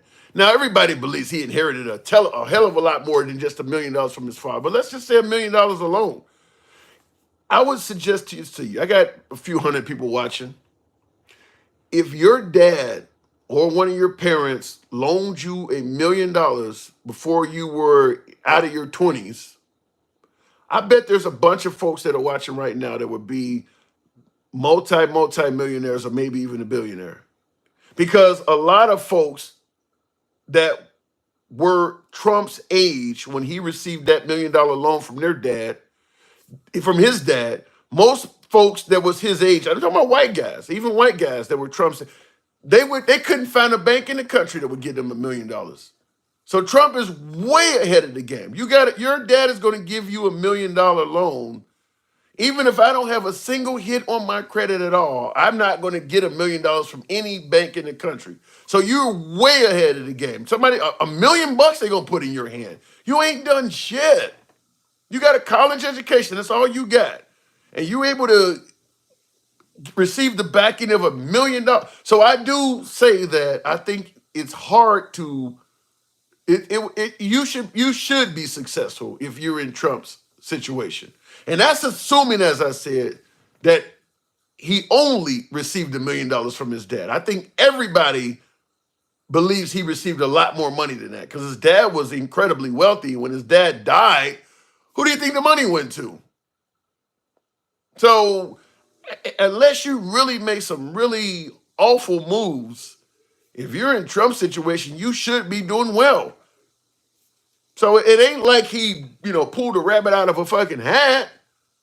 I mean, he was born with a silver spoon in his mouth, and now he's rich. Is that really, that a huge accomplishment? You had access to $1 million before you were even 30? Something that 99.9% of Americans have no access to? You should be rich. Real quick. It ain't like he invented something or, came up with some good or service that nobody had ever used. I mean, you got $1 million to invest. If somebody puts $1 million in your hand and you got a dad that's worth significantly more, you know how many investment opportunities are going to open up to you? People going to give you tips and shit that other people can't get their hands on. I'm assuming that, what they call it, insider trading, all of that stuff was probably far more prevalent back in Trump's days. He had assets when he was, a contractor in New York, working with the mob, doing shit, shady shit to move cement and things like that. You got the mob controlling the unions. I mean, he had a lot of advantages. A lot of advantages. You should be rich. That's not that big of a stretch that you turned out so well. You had some of everything working in your favor. As Further Great says, DEI Trump. Yeah, you got all sorts of opportunities that you didn't earn. Just because of your dad, just because you were white, just because of the circle you were in, he got all kinds of opportunities that he didn't earn. He should be rich. I don't think that's that big of a stretch. It ain't like he started from the bottom, now he's here. He started off damn near the top. For me, if I did all Trump did, no fucking way I would be under the jail. Well, greed, there will. Some of that's, I don't think, I will say this in regards to Trump. You said if you did everything Trump did, there's no way you would be dealing with criminal charges. Trump ran for president. I hate to follow along the witch hunt claim, but I do believe that if Trump had not run for president, those criminal charges probably would not have happened. Well, obviously, if he didn't run for president, January 6th would not have happened. So the whole Fonnie Willis stuff, the whole election interference stuff doesn't happen. The Alvin Bragg case in New York, I've said this before. He would have made it, his attorney, Michael Cohen, his fixer, would have been working with Letitia James or Alvin Bragg or whatever the case may be. Okay, my client, evaluated and devaluated his property, and apparently it's in violation of the law. It would be some kind of fine, and it would go away. They went after him and threw the book at him because he is a president that they didn't like. I do believe that him running for president, just like Hunter Biden, they went after Hunter Biden because they didn't like his dad. So some of that is true, that they're going after Trump because of, him running for president. I do believe some of that's true. Not all of it, but some of it. Because January 6th, I don't absolve him for January 6th. That's a different case. Trump doesn't even own all his properties because he is irresponsible. He has responsible joint ventures. I have heard that. Whatever the case may be, he's making a killing. I'll just leave it at that. That's not answering the question, Tim. I'm asking you if you were yourself and you did exactly what he did, undervalued properties and stiff workers back. Well, if I had his money, though, I could probably get out of it to some degree in the same way he did. If I had his money, now if I stiff folks over and I didn't have his money, I might be put under the jail. But if I was an insanely wealthy person, even as a black man, I might be to get out of it. Money buys you a lot of privilege in America, even for African Americans. I mean, O.J. Simpson is a perfect example of somebody that received a lot of privilege because he had money. If O.J. Simpson was a regular, everyday, average black dude, he probably would have been executed by the state of California or died on death row. Money buys you a lot in the United States. And it looked like it might buy Elon Musk, Speaker of the House, or even further up. Ossie Rosie, good evening. Welcome to the program. G'day, mate. How are you? I'm doing good. Wow. Where are you at down in? I used to live there where are you at down in Oz? Brisbane. Same place I lived. I lived in Cooperoo, Highgate Hill, Kangaroo Point. Kangaroo. Yeah, Oh, Kangaroo Point. All of that.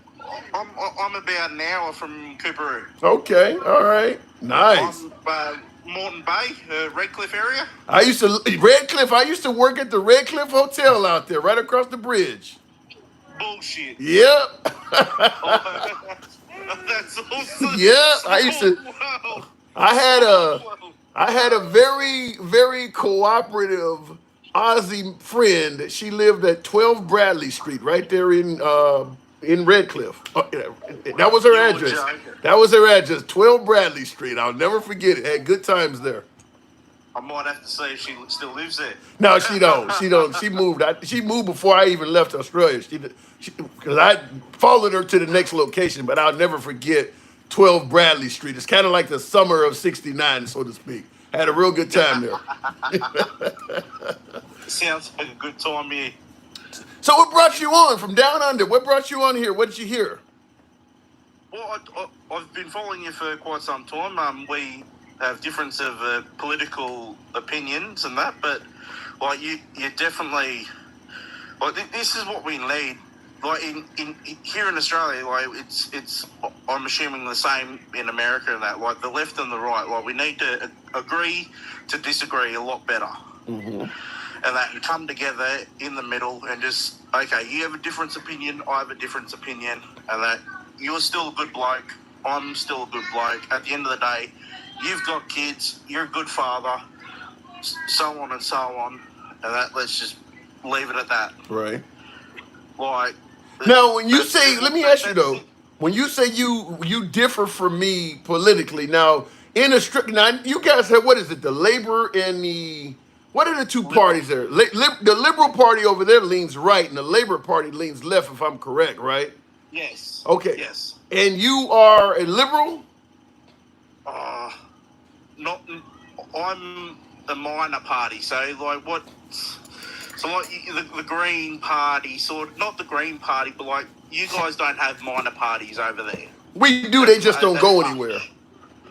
Yeah. Well, they don't go anywhere. But here they do, in a sense, where they get Senate seats or like congressional seats, so to speak. And then it goes to votes in the Parliament House and all that sort of stuff. Okay. So it's similar but different. So you said you disagree with my politics. Give me some examples of some of the things I favor that you disagree with. So I particularly like Trump, what he was doing when for the geopolitical stuff in the Indo-Pacific region, because there's a lot of Pacific Islanders in America, so like the Samoans, Tongans, Fiji, and etc. So in the last 4 years, there's been a lot of Chinese pushing through that Indo-Pacific region, like the Papua New Guinea, Fiji, Cook Islands, etc. Whereas in Trump's 4 years, there wasn't, because he was pushing back that investment into where, say, like Tonga was needing, say, $50 billion, and China would come in and go, well, we'll give you $125 billion, knowing that you can't pay that back. So we'll own ports here, and here. Okay, so we That can get our sound ships that through. really ain't no different than some of the tactics the West would do. We just don't like it because they're doing it and we don't benefit from it. That's how we kind of do things. Absolutely, and I don't. I agree with you absolutely there. But the thing that I don't like as an Australian is that in like the Chinese investment into our country, and that is it's very paramount to us in a way where like, a lot of the foreign ownership of land here is getting under Trump, and that there was not so much, especially the Chinese investment. Yeah, but what does Trump? How does Trump factor in if your country is allowing the Chinese to buy up land and shit? That isn't that the fault of people in your country?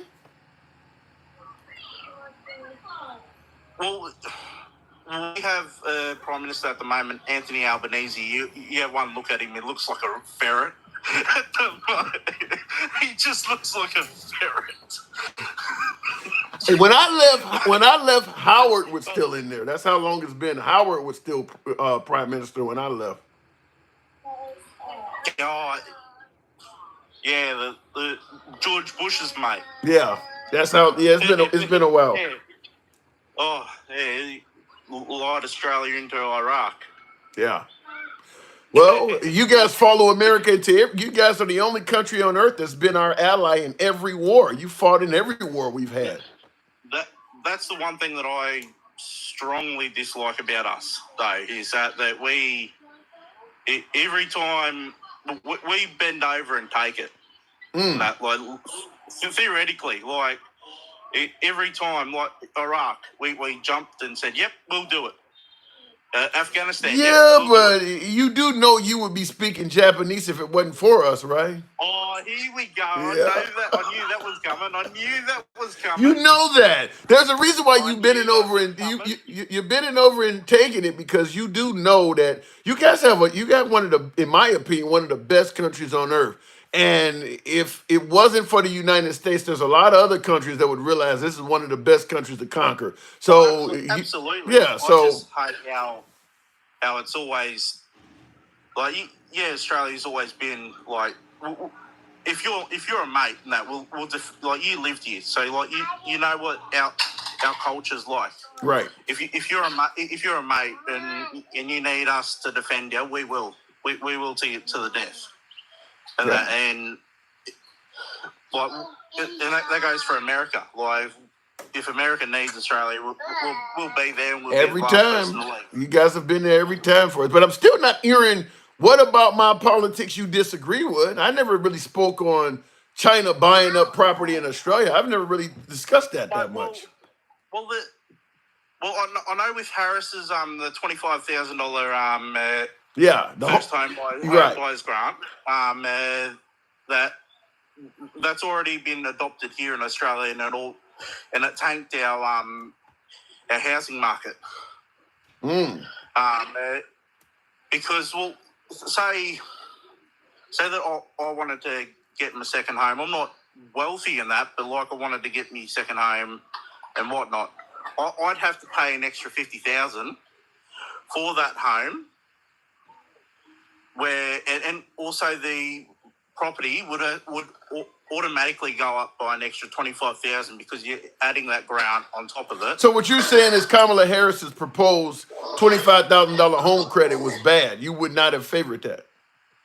No, I wouldn't. Let me ask you some more, because well, you seem more favorable to Trump. Now, I know in Australia, you guys do not have what we call Second Amendment rights, the right to own. It's a lot harder to own a firearm. Is that something you would favor in that country, to allow people to own guns like they can in America? I have a. Well, can you say the G word on here? Just you can say pew pews. How about that? Pew pews. Okay. I own a pew pew. Okay, it's a lot harder. You got to jump through hoops. You got to have a mental health check and all that sort of stuff. Which I differ from the conservative side in America.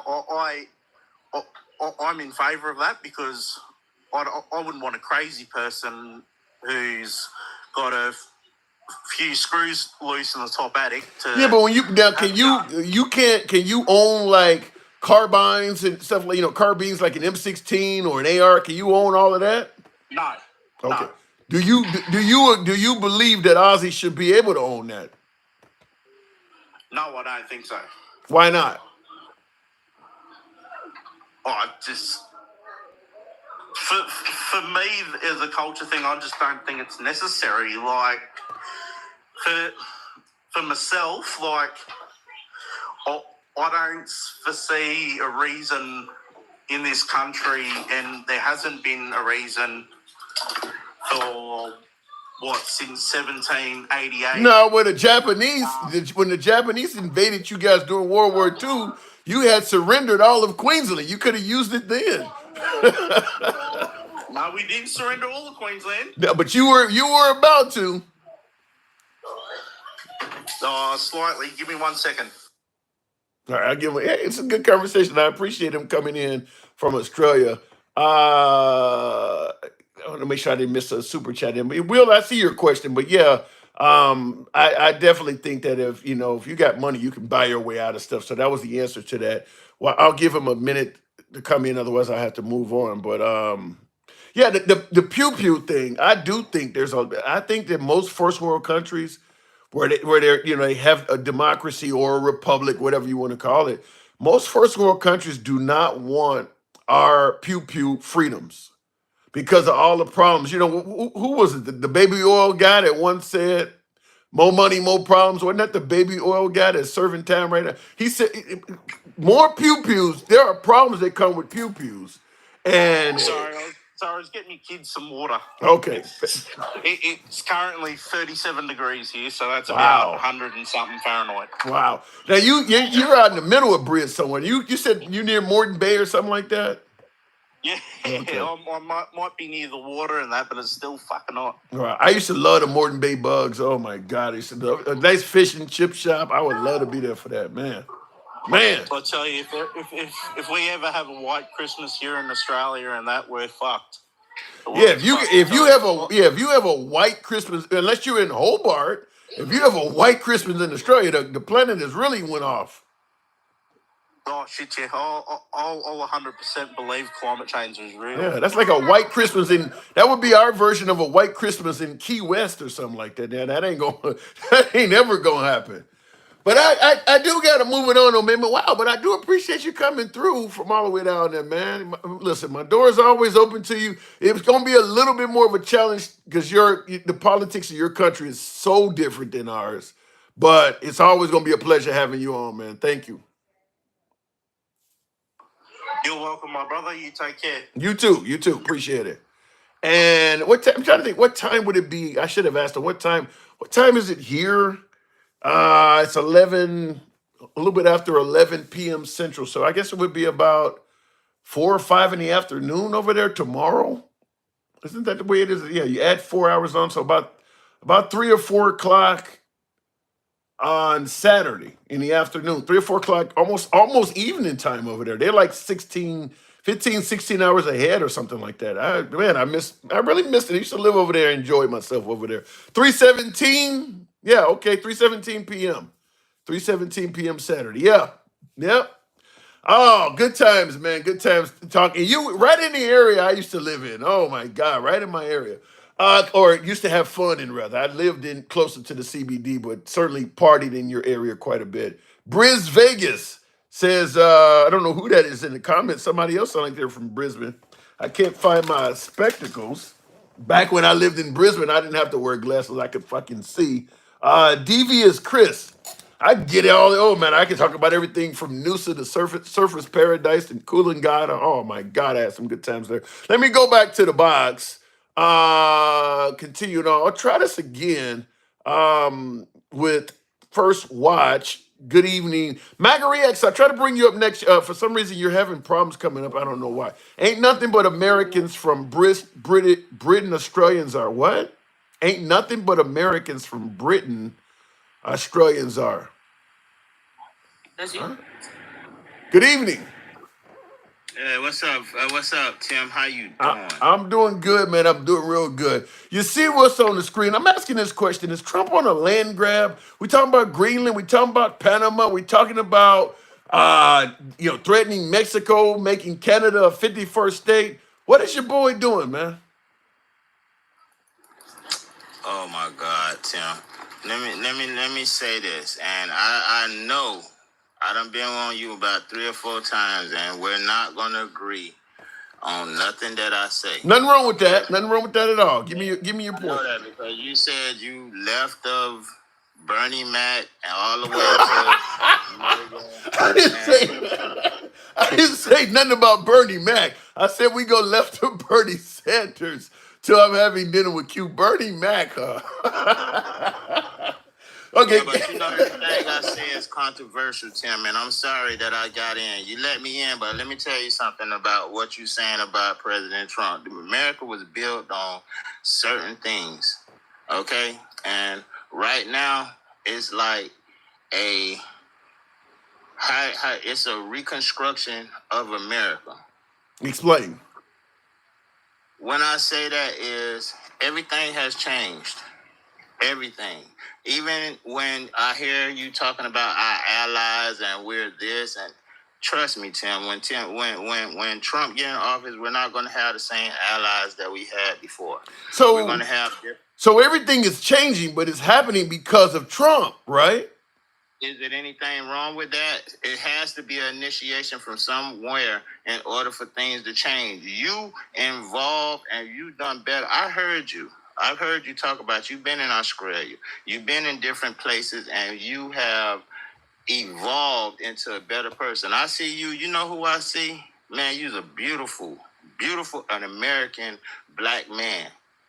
That's what you are because you were involved and you understood and respected the rules of law in America that helped you be able to accomplish the things that you need to accomplish at this point in time. Okay, but I got someone in the comments like Kale Miller is saying, for instance, okay, yeah, things are changing. He says, but he is changing it for the worse. I mean, yeah, you're right. Things are changing because of Trump. Okay, well, listen, the world, the vote was split 50-50. You're going to have people that's on one side that's going to say that the world is changing for the worse, and you're going to have people that say the world is changing for the best. Right now is how you say it, it's a flip coin. And you always said it, and I hear you said it. We have to wait and see what happened. Trump not even in office yet. Yeah, but I'm 100% behind waiting and seeing. But let's say, for instance, Kamala Harris had won. We weren't going to wait until she get in office to criticize. People were going to criticize her, like my last caller was talking about her $25,000 home credit. You're not going to wait to see if somebody's making a promise that you disagree with. You're not going to wait till they're in office before you start criticizing something you know you disagree with now. And some of the stuff like taking the Panama Canal and Greenland, people disagree with that stuff now. Should they just shut up until he starts doing it? No, that's not what I'm saying, Tim. Okay, what are you saying? That's not what I'm saying. So what I'm saying is it's not that people have to shut up because it's a negotiation process that has to be gone through. And we're fundamental Americans. And the point that we at right now of our freedom and the things that we have to understand that America provided those things for us. In order for you to be on this platform and speak and say the things that you need to say, somebody had to take a stance. What? I just talked to a dude in Australia. America ain't providing this. TikTok is a Chinese app. What are you talking about? What do you mean? What do you mean a Chinese app? You said America has provided the ability for me to be on here talking, or for us to be on here talking. Yeah. I just talked to somebody who lives in Australia. He could easily get on there and talk to somebody who lives in the UK. America has nothing to do with this. Yes, America do. How? Yes, America do. In what way? Because America is the leader of the free world. So that is America's stance. When I lived in Australia, perfect example. America ain't the leader of the free world. That's what Americans say. Let me ask you something, Tim, and it's totally off the subject. Right now, if Australia, you're speaking on Australia, what is this world about? This world is about winners and losers. Let's leave it to that. Okay? Right now, Australia is not in a position. Australia just like Canada. Why do you keep saying Australia? Why do you keep saying Australia? Okay, what are you saying again, though? Go ahead. Tell me why I keep saying Australia, because Australia is what you just brought up. You're not saying it right. That's what's making it funny. You make it. Okay.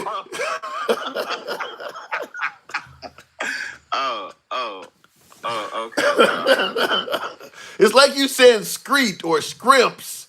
I mean, you're using the SC like Sam Charlie. Well, I come from Sapelo, Georgia, so All right. I don't say.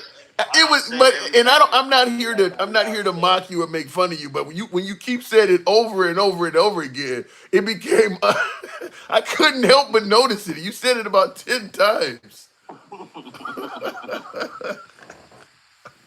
But okay, keep going. But my point is, America stands up for everyone. I don't buy that. I don't buy that. What you don't buy? What you don't buy? I don't think America stands up for everybody. Tell me, and I was hearing you about. This is off the subject too, about Canada, saying about America going against Canada, and they'll get Russia or they'll get I believe China, that. But they dictate. But China is a dictatorship. Russia is also a communist place. I don't think Canada, the way they so friendly and stuff, I don't think that they would prefer to go to a dictatorship and a communist place over someone who's trying to strategically create a foundation that can fight against communism and dictatorship. I don't think that Canada would allow China or Russia to partner with their country, because Canada don't lock their doors. They much different from everybody else in the world, and China is ruled up under a strict dictatorship. And I don't care how much money they give out. That's just like you. You could beat a woman. You could go there and look. You 6 feet, what? 6'3"? I hear 52 years old. 6'6". Yeah, you could beat your woman. You could beat your woman in the house and everything. Do you think that when she get an opportunity to say something and speak up against what you're doing to her and the way she's living and how she wants to live, when she sees someplace else that's better or someone else? Let me get in here. The reason why I'm saying that is this. Now, I agree with you that Canada would probably prefer to be partnered with America, another country that's very similar, as opposed to Russia or China. Hold on. I agree with that. However, if America starts acting out of pocket and making decisions or trying to conquer Canada in some way, fashion, or form, that could change depending on the promise that Russia or China made to them. Maybe China makes a promise that we're not going to impose our communism or our fascism or our type of government on your country.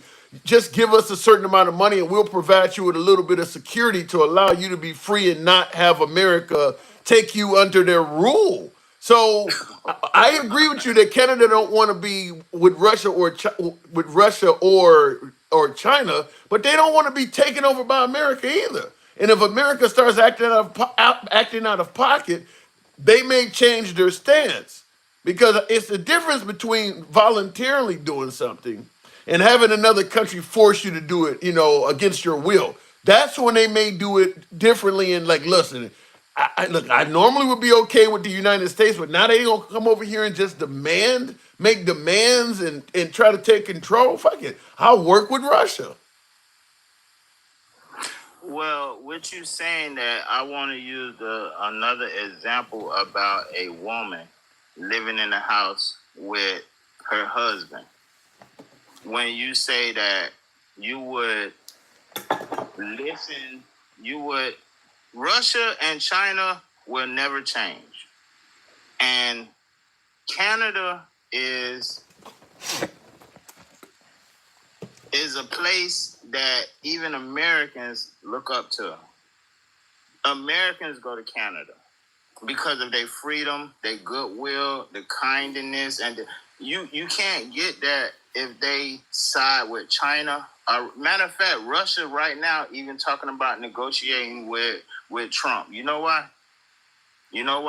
Because of the same thing you talking about with Canada siding. You see, Russia already know that the war that they fighting against Iran is a war that You they mean cannot Ukraine? win. Oh, okay. Thank you, They're Tim. not I'm fighting so Ukraine. sorry. Hold on. Let me just interrupt you and say The this. reason Hold on. why Hang I on. thought about Hold on, let me interrupt Iran you and say because that. When you say that Russia and China will never change, you do realize the notion of America taking control of Canada means that people in Canada probably thought America would never change either. Our relationship with America will always be strong. They'll never change and force us to do stuff. So you can't say that Russia or China will never change when America is making a huge change from the way they fundamentally operated. If America can make that big of a change, then so can Russia and China. Yeah, I know, but I really disagree with you on that statement there. Okay. Because one thing about Russia, China, and America, the only difference about that is we call America, what they call it, every time we elect the president. We elect the president, the leader of the free world. That's what we call that shit. Other countries don't refer to our leader as our president as the. Like I said, when I lived in Australia, they didn't call the president of America the leader of the free world. That's something that us Americans with our exceptionalism, the way we're taught American exceptionalism, that's what we teach each other. The rest of the world don't view us like that. That's America making it sound like we the big dog. Everybody else is like, look, I understand they provide some military protection, but they're not viewing us as some kind of, supreme being like we always say we are. That's true, Tim, but you're here. You're in America. You're not in Australia no more. You stayed there for a short period of time. I heard you talking about that. Evidently, what you're saying is a contradiction of what it really is. How is that? Because what you're saying, people don't see America as that freedom that they can do something that they can't do in their own country. I can never agree with that. Why not? Even if it's only one thing. Even if it's only one thing that their kids can be born broke and they could die rich. Even if it's only that. How many Americans? To me, that is chasing fucking rainbows. Now, I agree with you. A lot of Americans say that. Hang on. A lot of Americans agree with what you're saying. Is that makes America a great country because you can be born poor and die rich. But when you look at the actual results in America, how many kids are born poor and they die rich? Very, very few. It sounds great. It's like saying I could play the lottery and win in America. But how many people actually win the lottery? Most kids in America, probably over 99% of them that are born poor do not die rich. That is something that can happen, but it is very unlikely to take place for American children of any race. It doesn't happen very often. Yeah, but that still is something that you could strive for as an American. You can't strive for that nowhere else. You can. You can. Matter of fact, I have a bro. Matter of fact, go to Venezuela or any other place that's in the world. That's not true.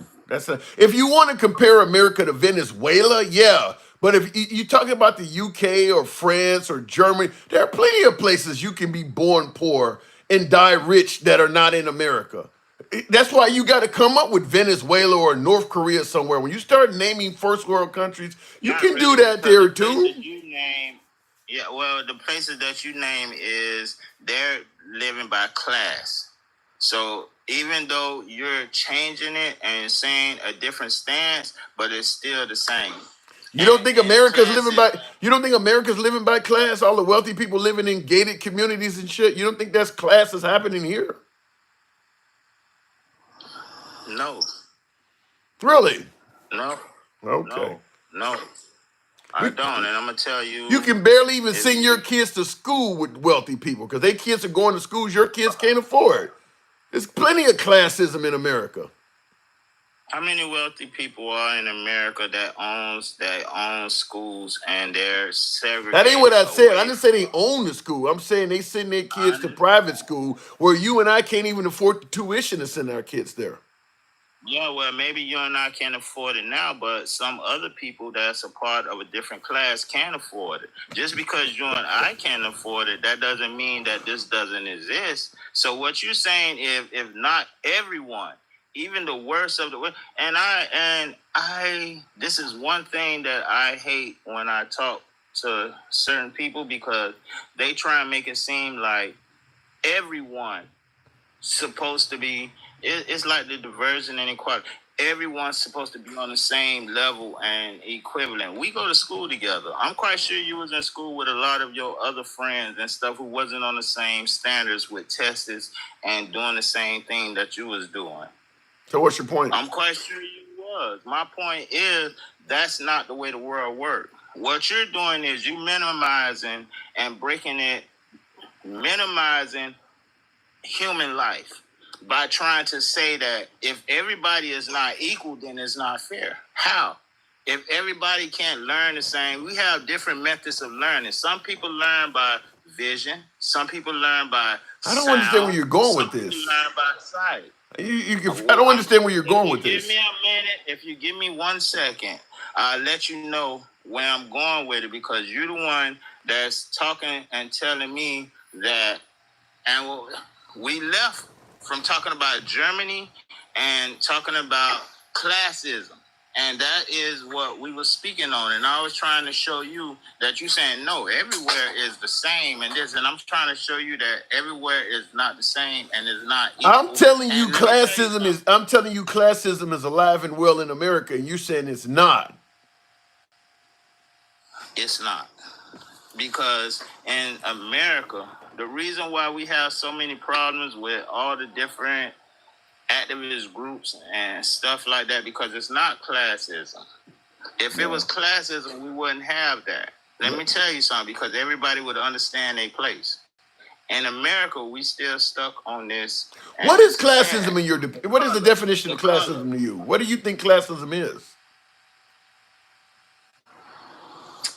Okay. People with different classes. People who born in a certain society group who have a certain amount of money, who doing a certain things, and you don't. That doesn't exist. You think you're in the same class as President Trump, who was born into money? You don't think he's any different than you? Wait. Give me a few seconds to answer that. Take your time. Because, all right, so what you're saying, I'm born in the same classism as Trump, is I can't directly say yes, but I can't say no. Because when Trump was born in classism, we had the same opportunity. Regardless, no, you did not. No, you did not have the same opportunities as Trump. No, you did not. Go ahead. I'll give you the last one. I got to move on. There's no way in hell you're going to get me to believe that, but go ahead. I'm gonna let you move on, and the reason why is because I know a lot of people who have a lot of money and they kids, and they leave their money, and their kids supposed to run and take care of their money, and they fail. Okay, that does happen. That does happen to some people. They don't grow. I know a lot of people who fathers and mothers who rich, who had money and this, and their kids are lousy. Okay. They nothing. They nothing. They low lives. And they will never be nothing. They and their parents built and did so much for them and broke the laws in order to get them in certain positions, and it still never helped them. All right. Now. Okay, real quick, wrap it up. I got to move it on, but go ahead. What's your point? Wrap it up. No, my point is when I said that Trump and we had the same opportunity, I didn't mean we had the same money. The money doesn't mean anything. It's the opportunity and the knowledge. That's the only thing I'm saying. All right, fair enough. I disagree with all of that. I'll talk about it on the other side, but first watch. Thank you for coming through. I'll be on your next live and we'll talk about it again. All right. Thank you very much. Now, thanks, Tim. Appreciate it. Now, what he said is he's not talking about the money. He said we had the same opportunities. I vehemently disagree. First of all, the opportunities come by way of money. Period. If your dad is a millionaire many times over, like President Trump's dad was, the opportunities for his child is going to be vastly superior to the average American child. So you can't talk about opportunities and remove money from the equation, because money is the root of many many opportunities on earth, period. Elon Musk would not have all the opportunities he's having in Washington if he wasn't rich. So he's trying to remove money from the equation and say, well, we both had the same. No, you didn't have the opportunity to go to the same schools as Trump. You couldn't hang in the same crowds as Trump. If you were looking for a job, you didn't have the same contacts as Trump. You didn't get any benefits of nepotism. You're not even in the same universe as somebody like that in terms of opportunities. Trump could be walking around as a 4 or 5-year-old, and his dad is already looking at folks like, when my kid gets old enough, I need him to come work for you already got opportunities out there. You're not even in the average American, you're not even in the same universe as that. So he was trying his best to suggest that classism doesn't exist in America. I couldn't disagree with that anymore if I tried. Will G says Trump is only doing personal retaliation behind a resolute desk. In Panama, they kicked Trump out for not paying taxes. I did hear about that. And squatting on a tower. Now he wants to take the canal. I have heard that Trump had some issues in Panama. I didn't look it all the way up, but you saying he wants revenge? I heard that. I didn't look it up more. Tim, I have never been up on your panel, and I've been following you for over 2 years. And you let I tried to bring you up, and you weren't there. So I do. He said you let. I've been following you for 2 years, and you let that man up. That's First Watch has been up before. That's kind of funny. You didn't agree with First Watch. He didn't have a good outing. Is that what you said? God, that is funny, user. That is funny though. Come back and stay. What does that say? Come back and stay in the comments. I didn't see what that was. What was that there? Come back, but stay in the comments, says Alicia. Let me go back to the box and try this again. That was funny. But you let that man up. All right. MAGA Reacts, good evening. Hey, what's up? What's User, you could just get on YouTube and rewind the video. He let you up when you were like fighting with your wife or something. Yeah, I let people up. I don't run from it. You can have a difference of opinion that is completely opposite of mine. I bring everybody up. So what am I hearing wrong though? What am I saying wrong? I appreciate you coming through. No, like with the thing about Trump having the same opportunities as like you and me, it's like, back in the day in England, you have to be like a noble or a lord to be rich. Wait, say that again? Where, like back in the day in like England, you had to be like a noble or you have to be from nobility to be rich.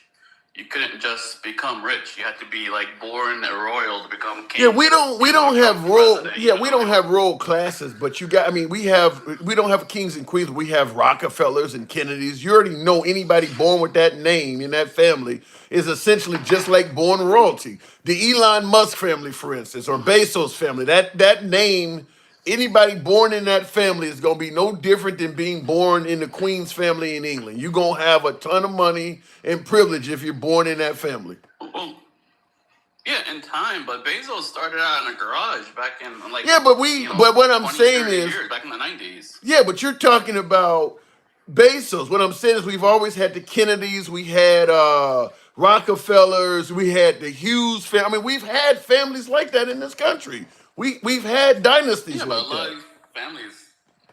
lot of these families started with nothing.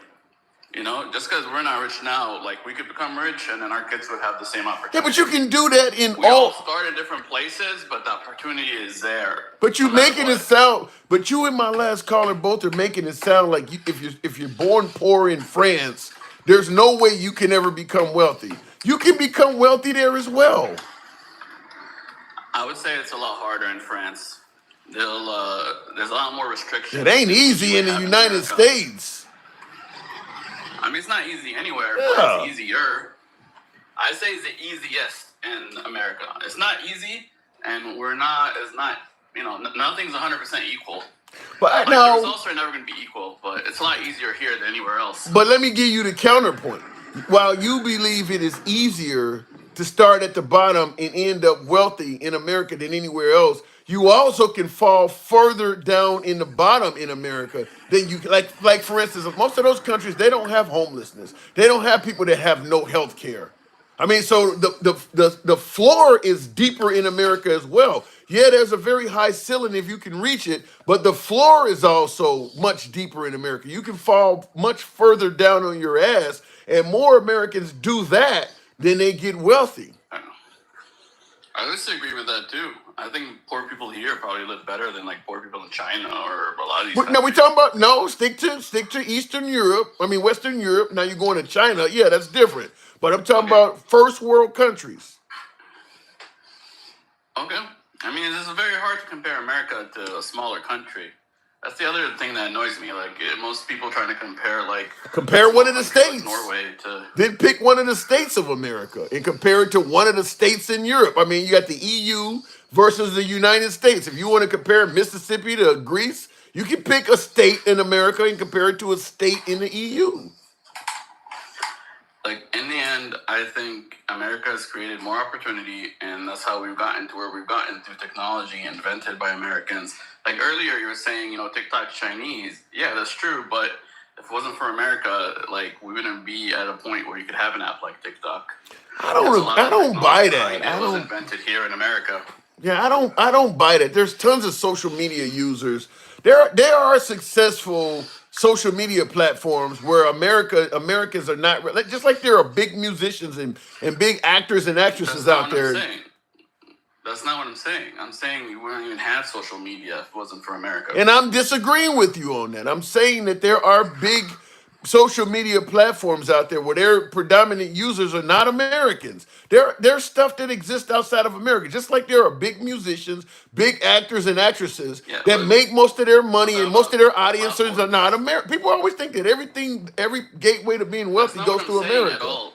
You're misunderstanding me. I'm saying Facebook was invented in America. MySpace was invented in America. Yeah. All the internet was invented. You don't think that they have social media platforms that were invented in other countries that we don't use that are huge?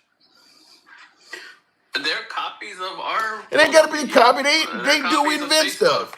They're copies of. See, that's we invented the internet. It's like if America didn't exist, you think there's a possibility if America didn't exist, we would have no internet. We wouldn't have the level of technology that we have right now. You do realize when you say if America, here's the issue though, when we're giving America credit for all this American exceptionalism and how great America is, you do realize most of the people in America that are inventing these great things are immigrants from other countries. Their doctors come over here to make a big paycheck, but they're literally that supports my point. That actually supports my point. Yeah, but that's not Americans, though. I said the country of America. I mean, no one's American. Like in that case, it was on. I'm talking about just. I'm not saying American. I'm saying people here in America. That would be like saying that would provided those opportunities. Yeah, that's like saying Americans invent everything. That's like saying that Americans. That's like saying that baseball players in America are better than anywhere else. But you got Japanese and shit coming over here because they can make more money. No, that's not an American baseball player. You bought somebody else's shit and they're playing in your country. Just like a lot of the doctors and inventors. Those aren't Americans. We just paid them more so they came over here. What I'm saying is you can't even get rich playing sports. And that one's stretching it, but it's just a lot of these opportunities were created by this country. And unless you have a time machine, there has to be something here that makes this stuff happen here in America. Other countries have invented stuff and have done a lot of great goods, but a lot was achieved here in this country because of the opportunity it provides. What is the guy that was married to the Spice Girl that played soccer, and he's like one of the world's wealthiest athletes? He ain't making his money from America. David Beckham. Yeah, he made a ton of money that had nothing to do with America. So what are you talking about? No, I understand that. But again, America has contributed so much, and there's a lot of opportunity. I mean, I'm not saying there's no opportunity in other countries. I'm I'm saying just saying it's easier here. I'm saying there are plenty of opportunities in other countries. I mean, there are And I agree with there are heaps of what is his name? I used to listen to him when I was in Australia. Robbie Williams, virtually unknown in America. Huge singer, huge singer. Robbie Williams hung around with Simon Cowell over the huge singer, unknown in America. He guy's worth tens of millions of dollars. You don't. We making it sound like you can only get rich by coming. No, there's plenty of opportunity No, I didn't in say Europe. that. I just said it was easier here.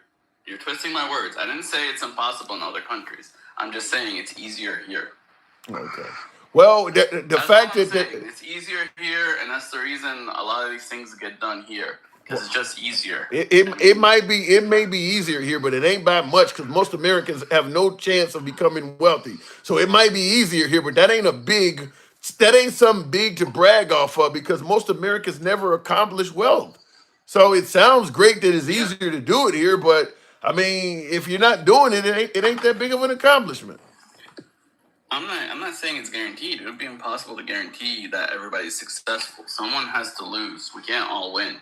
I would rather, as Yeah. opposed to focusing on how easier it is to get rich here, knowing I'm probably never going to be rich, I'd rather focus on shit that I actually can achieve, like a longer life expectancy, sending my kids to school without them getting shot, having access to healthcare, having access to college, things that I actually can get, which you get that stuff in Europe. The stuff you're talking about, even in America, most Americans are never going to see that. Whereas in Europe, the stuff I'm talking about, most of them are getting that. No, we'll see. The way I see it is, I think America provided opportunity Yeah. first, and Thank it's you, easier Arthur. here, and we did it first. And I feel like these countries are just, some of them are just copying our stuff, I Or think what's it one of the called? reasons why it is easier to get wealthy here is because our laws are tailored so that if you do have wealth or if you do achieve wealth, they don't force you to share it. The tax system gets more favorable to you. You don't have to pay your employees an increasing wage, where in other countries the minimum wage keeps going up. I think our laws are favorable to you if you become wealthy. So yeah, once you get in that bracket, things are going to be more beneficial to you. I think our laws are more friendly to the wealthy than in most other European countries. I think the whole country is friendlier and easier to get wealthy here than other countries. I'm not saying it's impossible in other countries.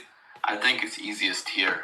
Yeah, Whether because it's because of opportunity, whether it's because of less regulation, whether it's because of less taxes. yeah, I mean, because our Canadian country is brother-in-law. favorable. Our country, once you get money, once you start making money, our country is more favorable to you not having to share it and to be able to keep it all. The tax, like I said, the tax system starts getting easier and easier. You get to claim more things on your insurance. Everything is in place for you to continue getting wealthier and wealthier and for it to snowball. Whereas if you're in Europe and places like that, they don't let their citizens become homeless and hungry and shit like that. So when you start making a bunch of money, they force you to share more of it. So yeah, it's going to be hard to enter Yeah. these upper level brackets because they share more in their country than we do. Yeah, I agree with you there, but Yeah. I think that has its problems. Like you're never gonna have a big explosion of technology or of Really? riches without. Yeah, because All of the technological advances that come out of Germany, and you're saying something like that? Like I said, it's not impossible, but I think Yeah. it kneecaps certain businesses. I think it kneecaps certain businesses, and it makes big businesses thrive because I don't see that they happen. can handle those taxes better. I think More that. taxes. Go ahead. Yeah, I think more taxes. Yeah, they help everybody, but they also hurt the small business that just doesn't have the accountants and doesn't know the loopholes like the big businesses. And I think it I keeps think big that businesses is rich. just an excuse for the wealthy not to share. Those other countries are doing it just fine. Their businesses are doing okay. They're innovating. They're creating things. I mean, they got their medical systems are fine. I'm talking about first world countries because every time we had these discussions, people have to bring up China and North Korea and Venezuela because they can't compare us to Canada or France or England because it doesn't hold up. So they have to. If you compare America to other first world countries, they're doing just fine. They're inventing and they're innovating and they're doing just fine. I know, but we were doing fine first, and because our system was good. Well, wait, hold on. You do realize when you got a hell of a lot of people in your country either working for free or working for pigs' wages, you are going to have a head start. I mean, America was founded on a ton of free labor, and then we went from free labor to having people work for shit. I mean, you should be ahead of the game. No, but you got China and India who've got way bigger population than us by a lot more. We have like 1/10 of their population, but you don't see them inventing, a ton of stuff. Well, the opportunity is not there. The drive. I think because we have a mindset of American exceptionalism, we don't talk about stuff that they do because we want to look like we're the best and brightest. Just like when African Americans were inventing stuff, and we didn't want people to know. We didn't tell them. The Chinese probably invent all kinds of shit that we don't know about because we don't want people to know that. I don't know about that, but I mean they do invent stuff, but. What I'm trying to say is not the exceptionalism; it's the opportunity and hope. Like, no, I'm saying it. The fact, like, even if it's not true, the American dream leads to these inventions. Just because people think, like, if they invent something, they can get rich off of it. That gives them, gives them motivation to invent things. Yeah. But if you know you're going to be good no matter what, because the state's can always take care of you, why have ambition to invent things? If you know that you're going to be happy in middle class or lower class and, you don't need to get rich. Why even have a motivation to invent things to get rich? But what I'm trying to say is that mindset, I think the Western European countries show that that's not accurate. There's plenty of innovations and inventions that come out of countries that do look out for its people. We have this belief, well, if we give social safety nets, everybody's going to get lazy and nobody's going to want to work. There's tons of countries that are doing it. We've already had this fight. It was U.S. versus the USSR, and U.S. won, capitalism won over communism. We've already had this argument. We're not talking about communism. Nobody's talking about communism, though.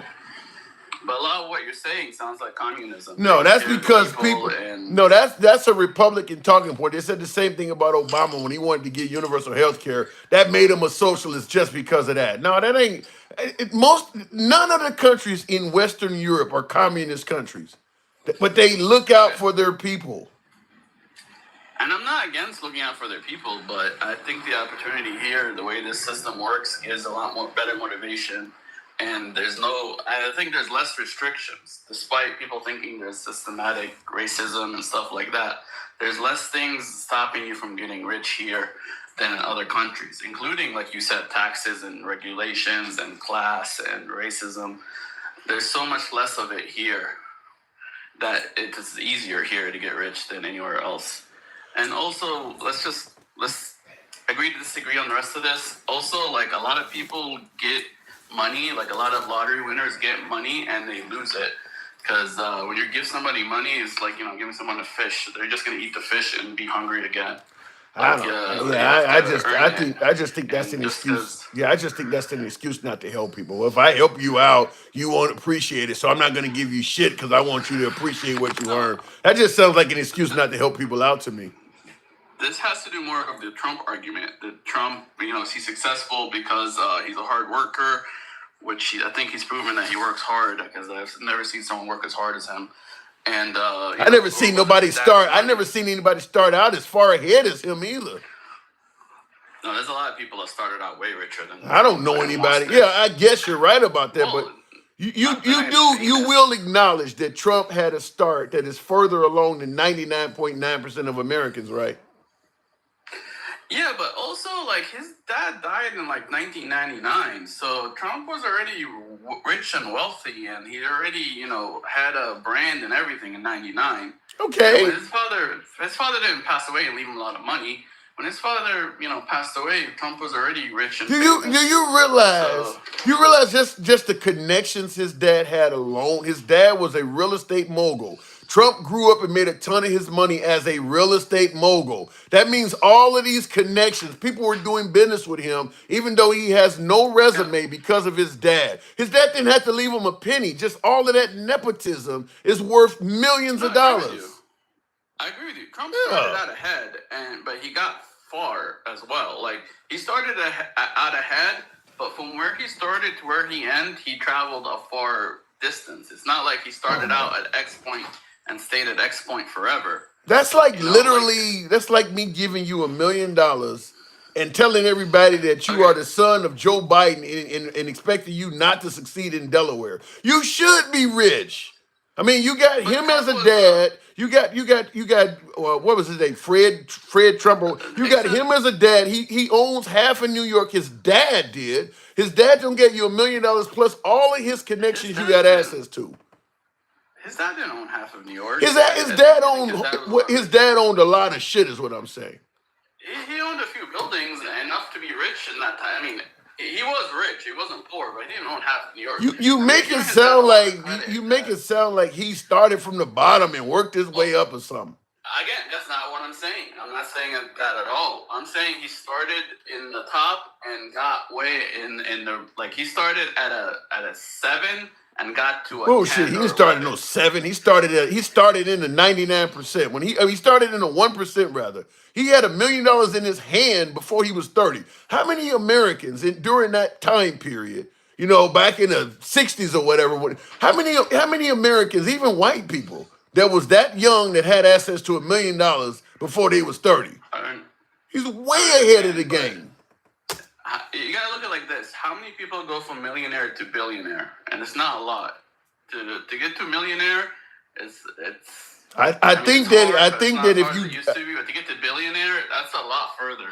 I think if you adjusted, let's say, I don't know how much $1 million would be now, but if you adjusted for inflation, let's say $1 million it's not going to make you a billionaire. No, but I get that. But hear me out. Let's say if you had $1 million in 1960, how much would that be worth in 2024? I gotta assume it would be worth many multiples. I think it would be a lot easier if you had that amount in your hand in your 20s to become a billionaire, and you got your dad's contacts as well.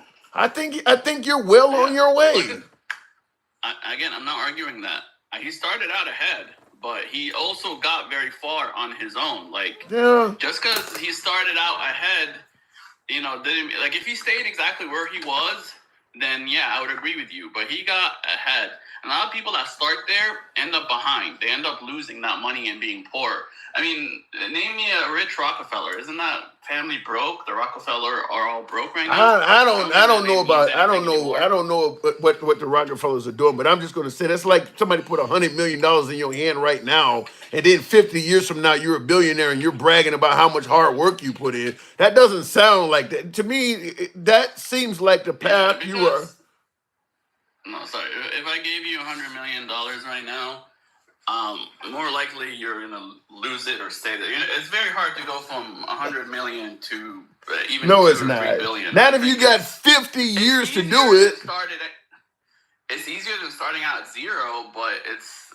I don't think it's that easy. Okay, because I've had $1 million and I blew it. So I see how. I don't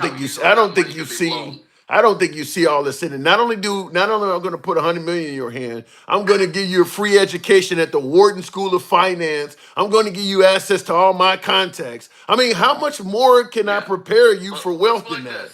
It was Trump who made it. Was Trump, Jr. or whatever, Donald Trump that made that name famous. It's not like Biden, where Biden, his dad, made that name famous, and he's living off of the name. Trump was the one that made that name like the most famous name in the world right now. It wasn't his dad.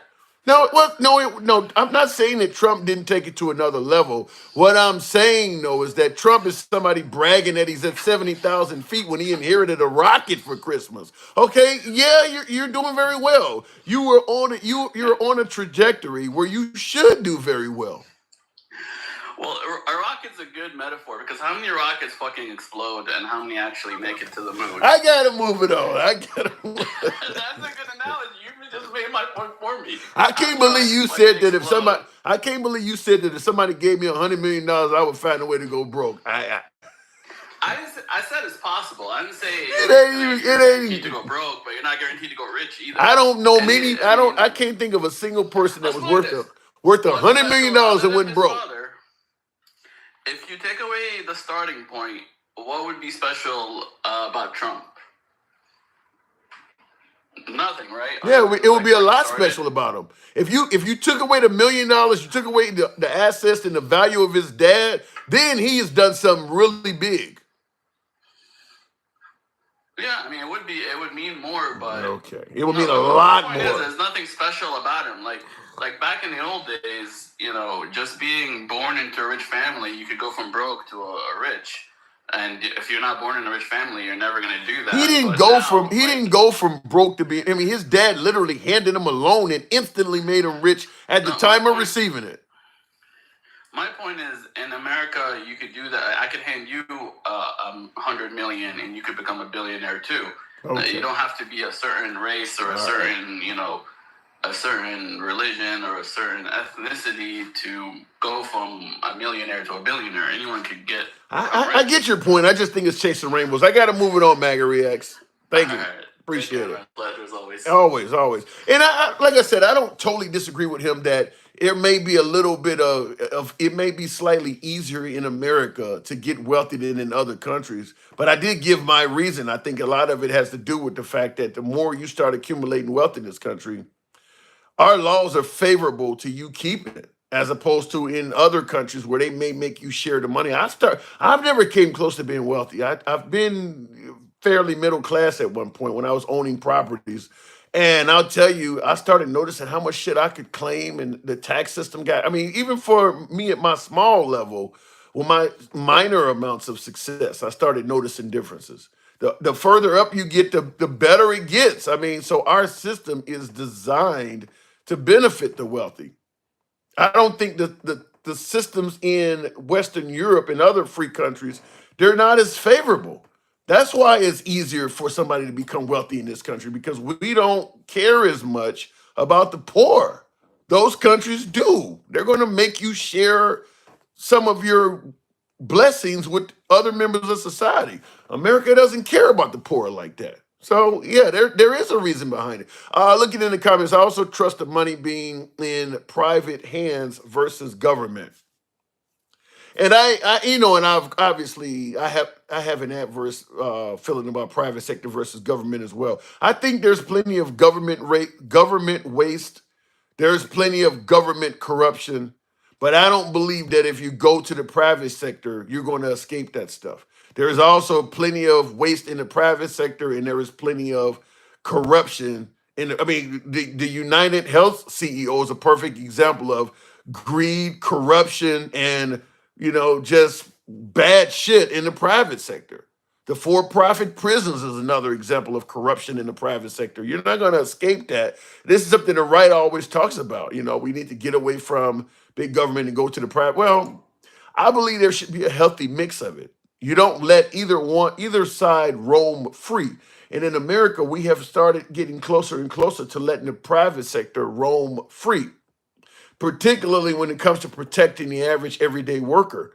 The protections for the average everyday worker are getting less and less and less and less, and the private sector are really enjoying the benefits, and they're running over the American worker. That's why the minimum wage hasn't changed, and their benefits are getting less and less. They went from pensions, went from 401ks to 401ks. They used to have guaranteed money upon retirement. Now they got to gamble in the stock market.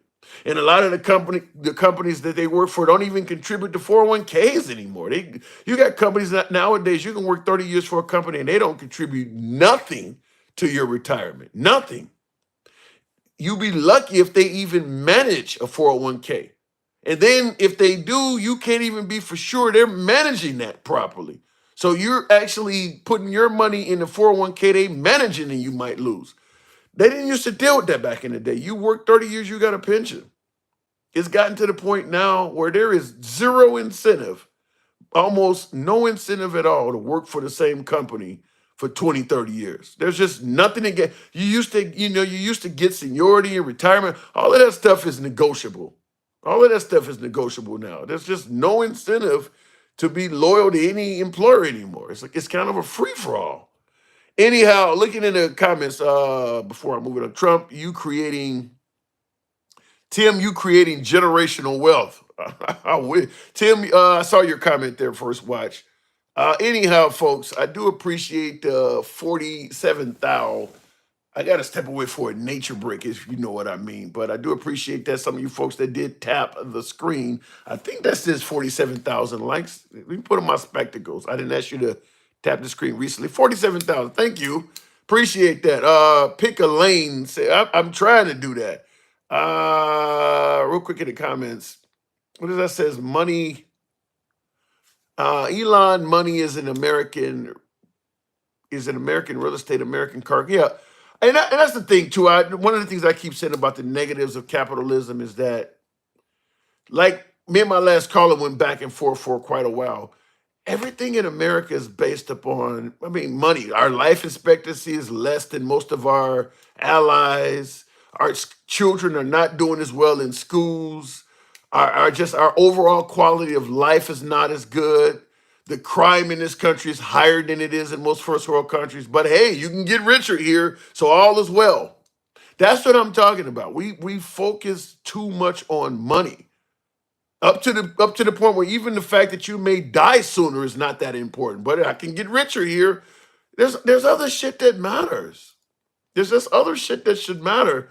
In America, you can be dying of cancer, estranged from your kids, divorced from your wife, but if you got a good bank account, they call you successful. That's literally like all it takes to be viewed favorably in America is to have money. We are a money-hungry country. I really say that. I really say that with confidence. We are a money-hungry country. As long as you're making money, the rest be damned. It's your boy Tim, the handsome liberal. I do got to step away as always. I appreciate the likes. Thank you. Catch you guys tomorrow. And the same applies for my YouTube audiences. Thank you.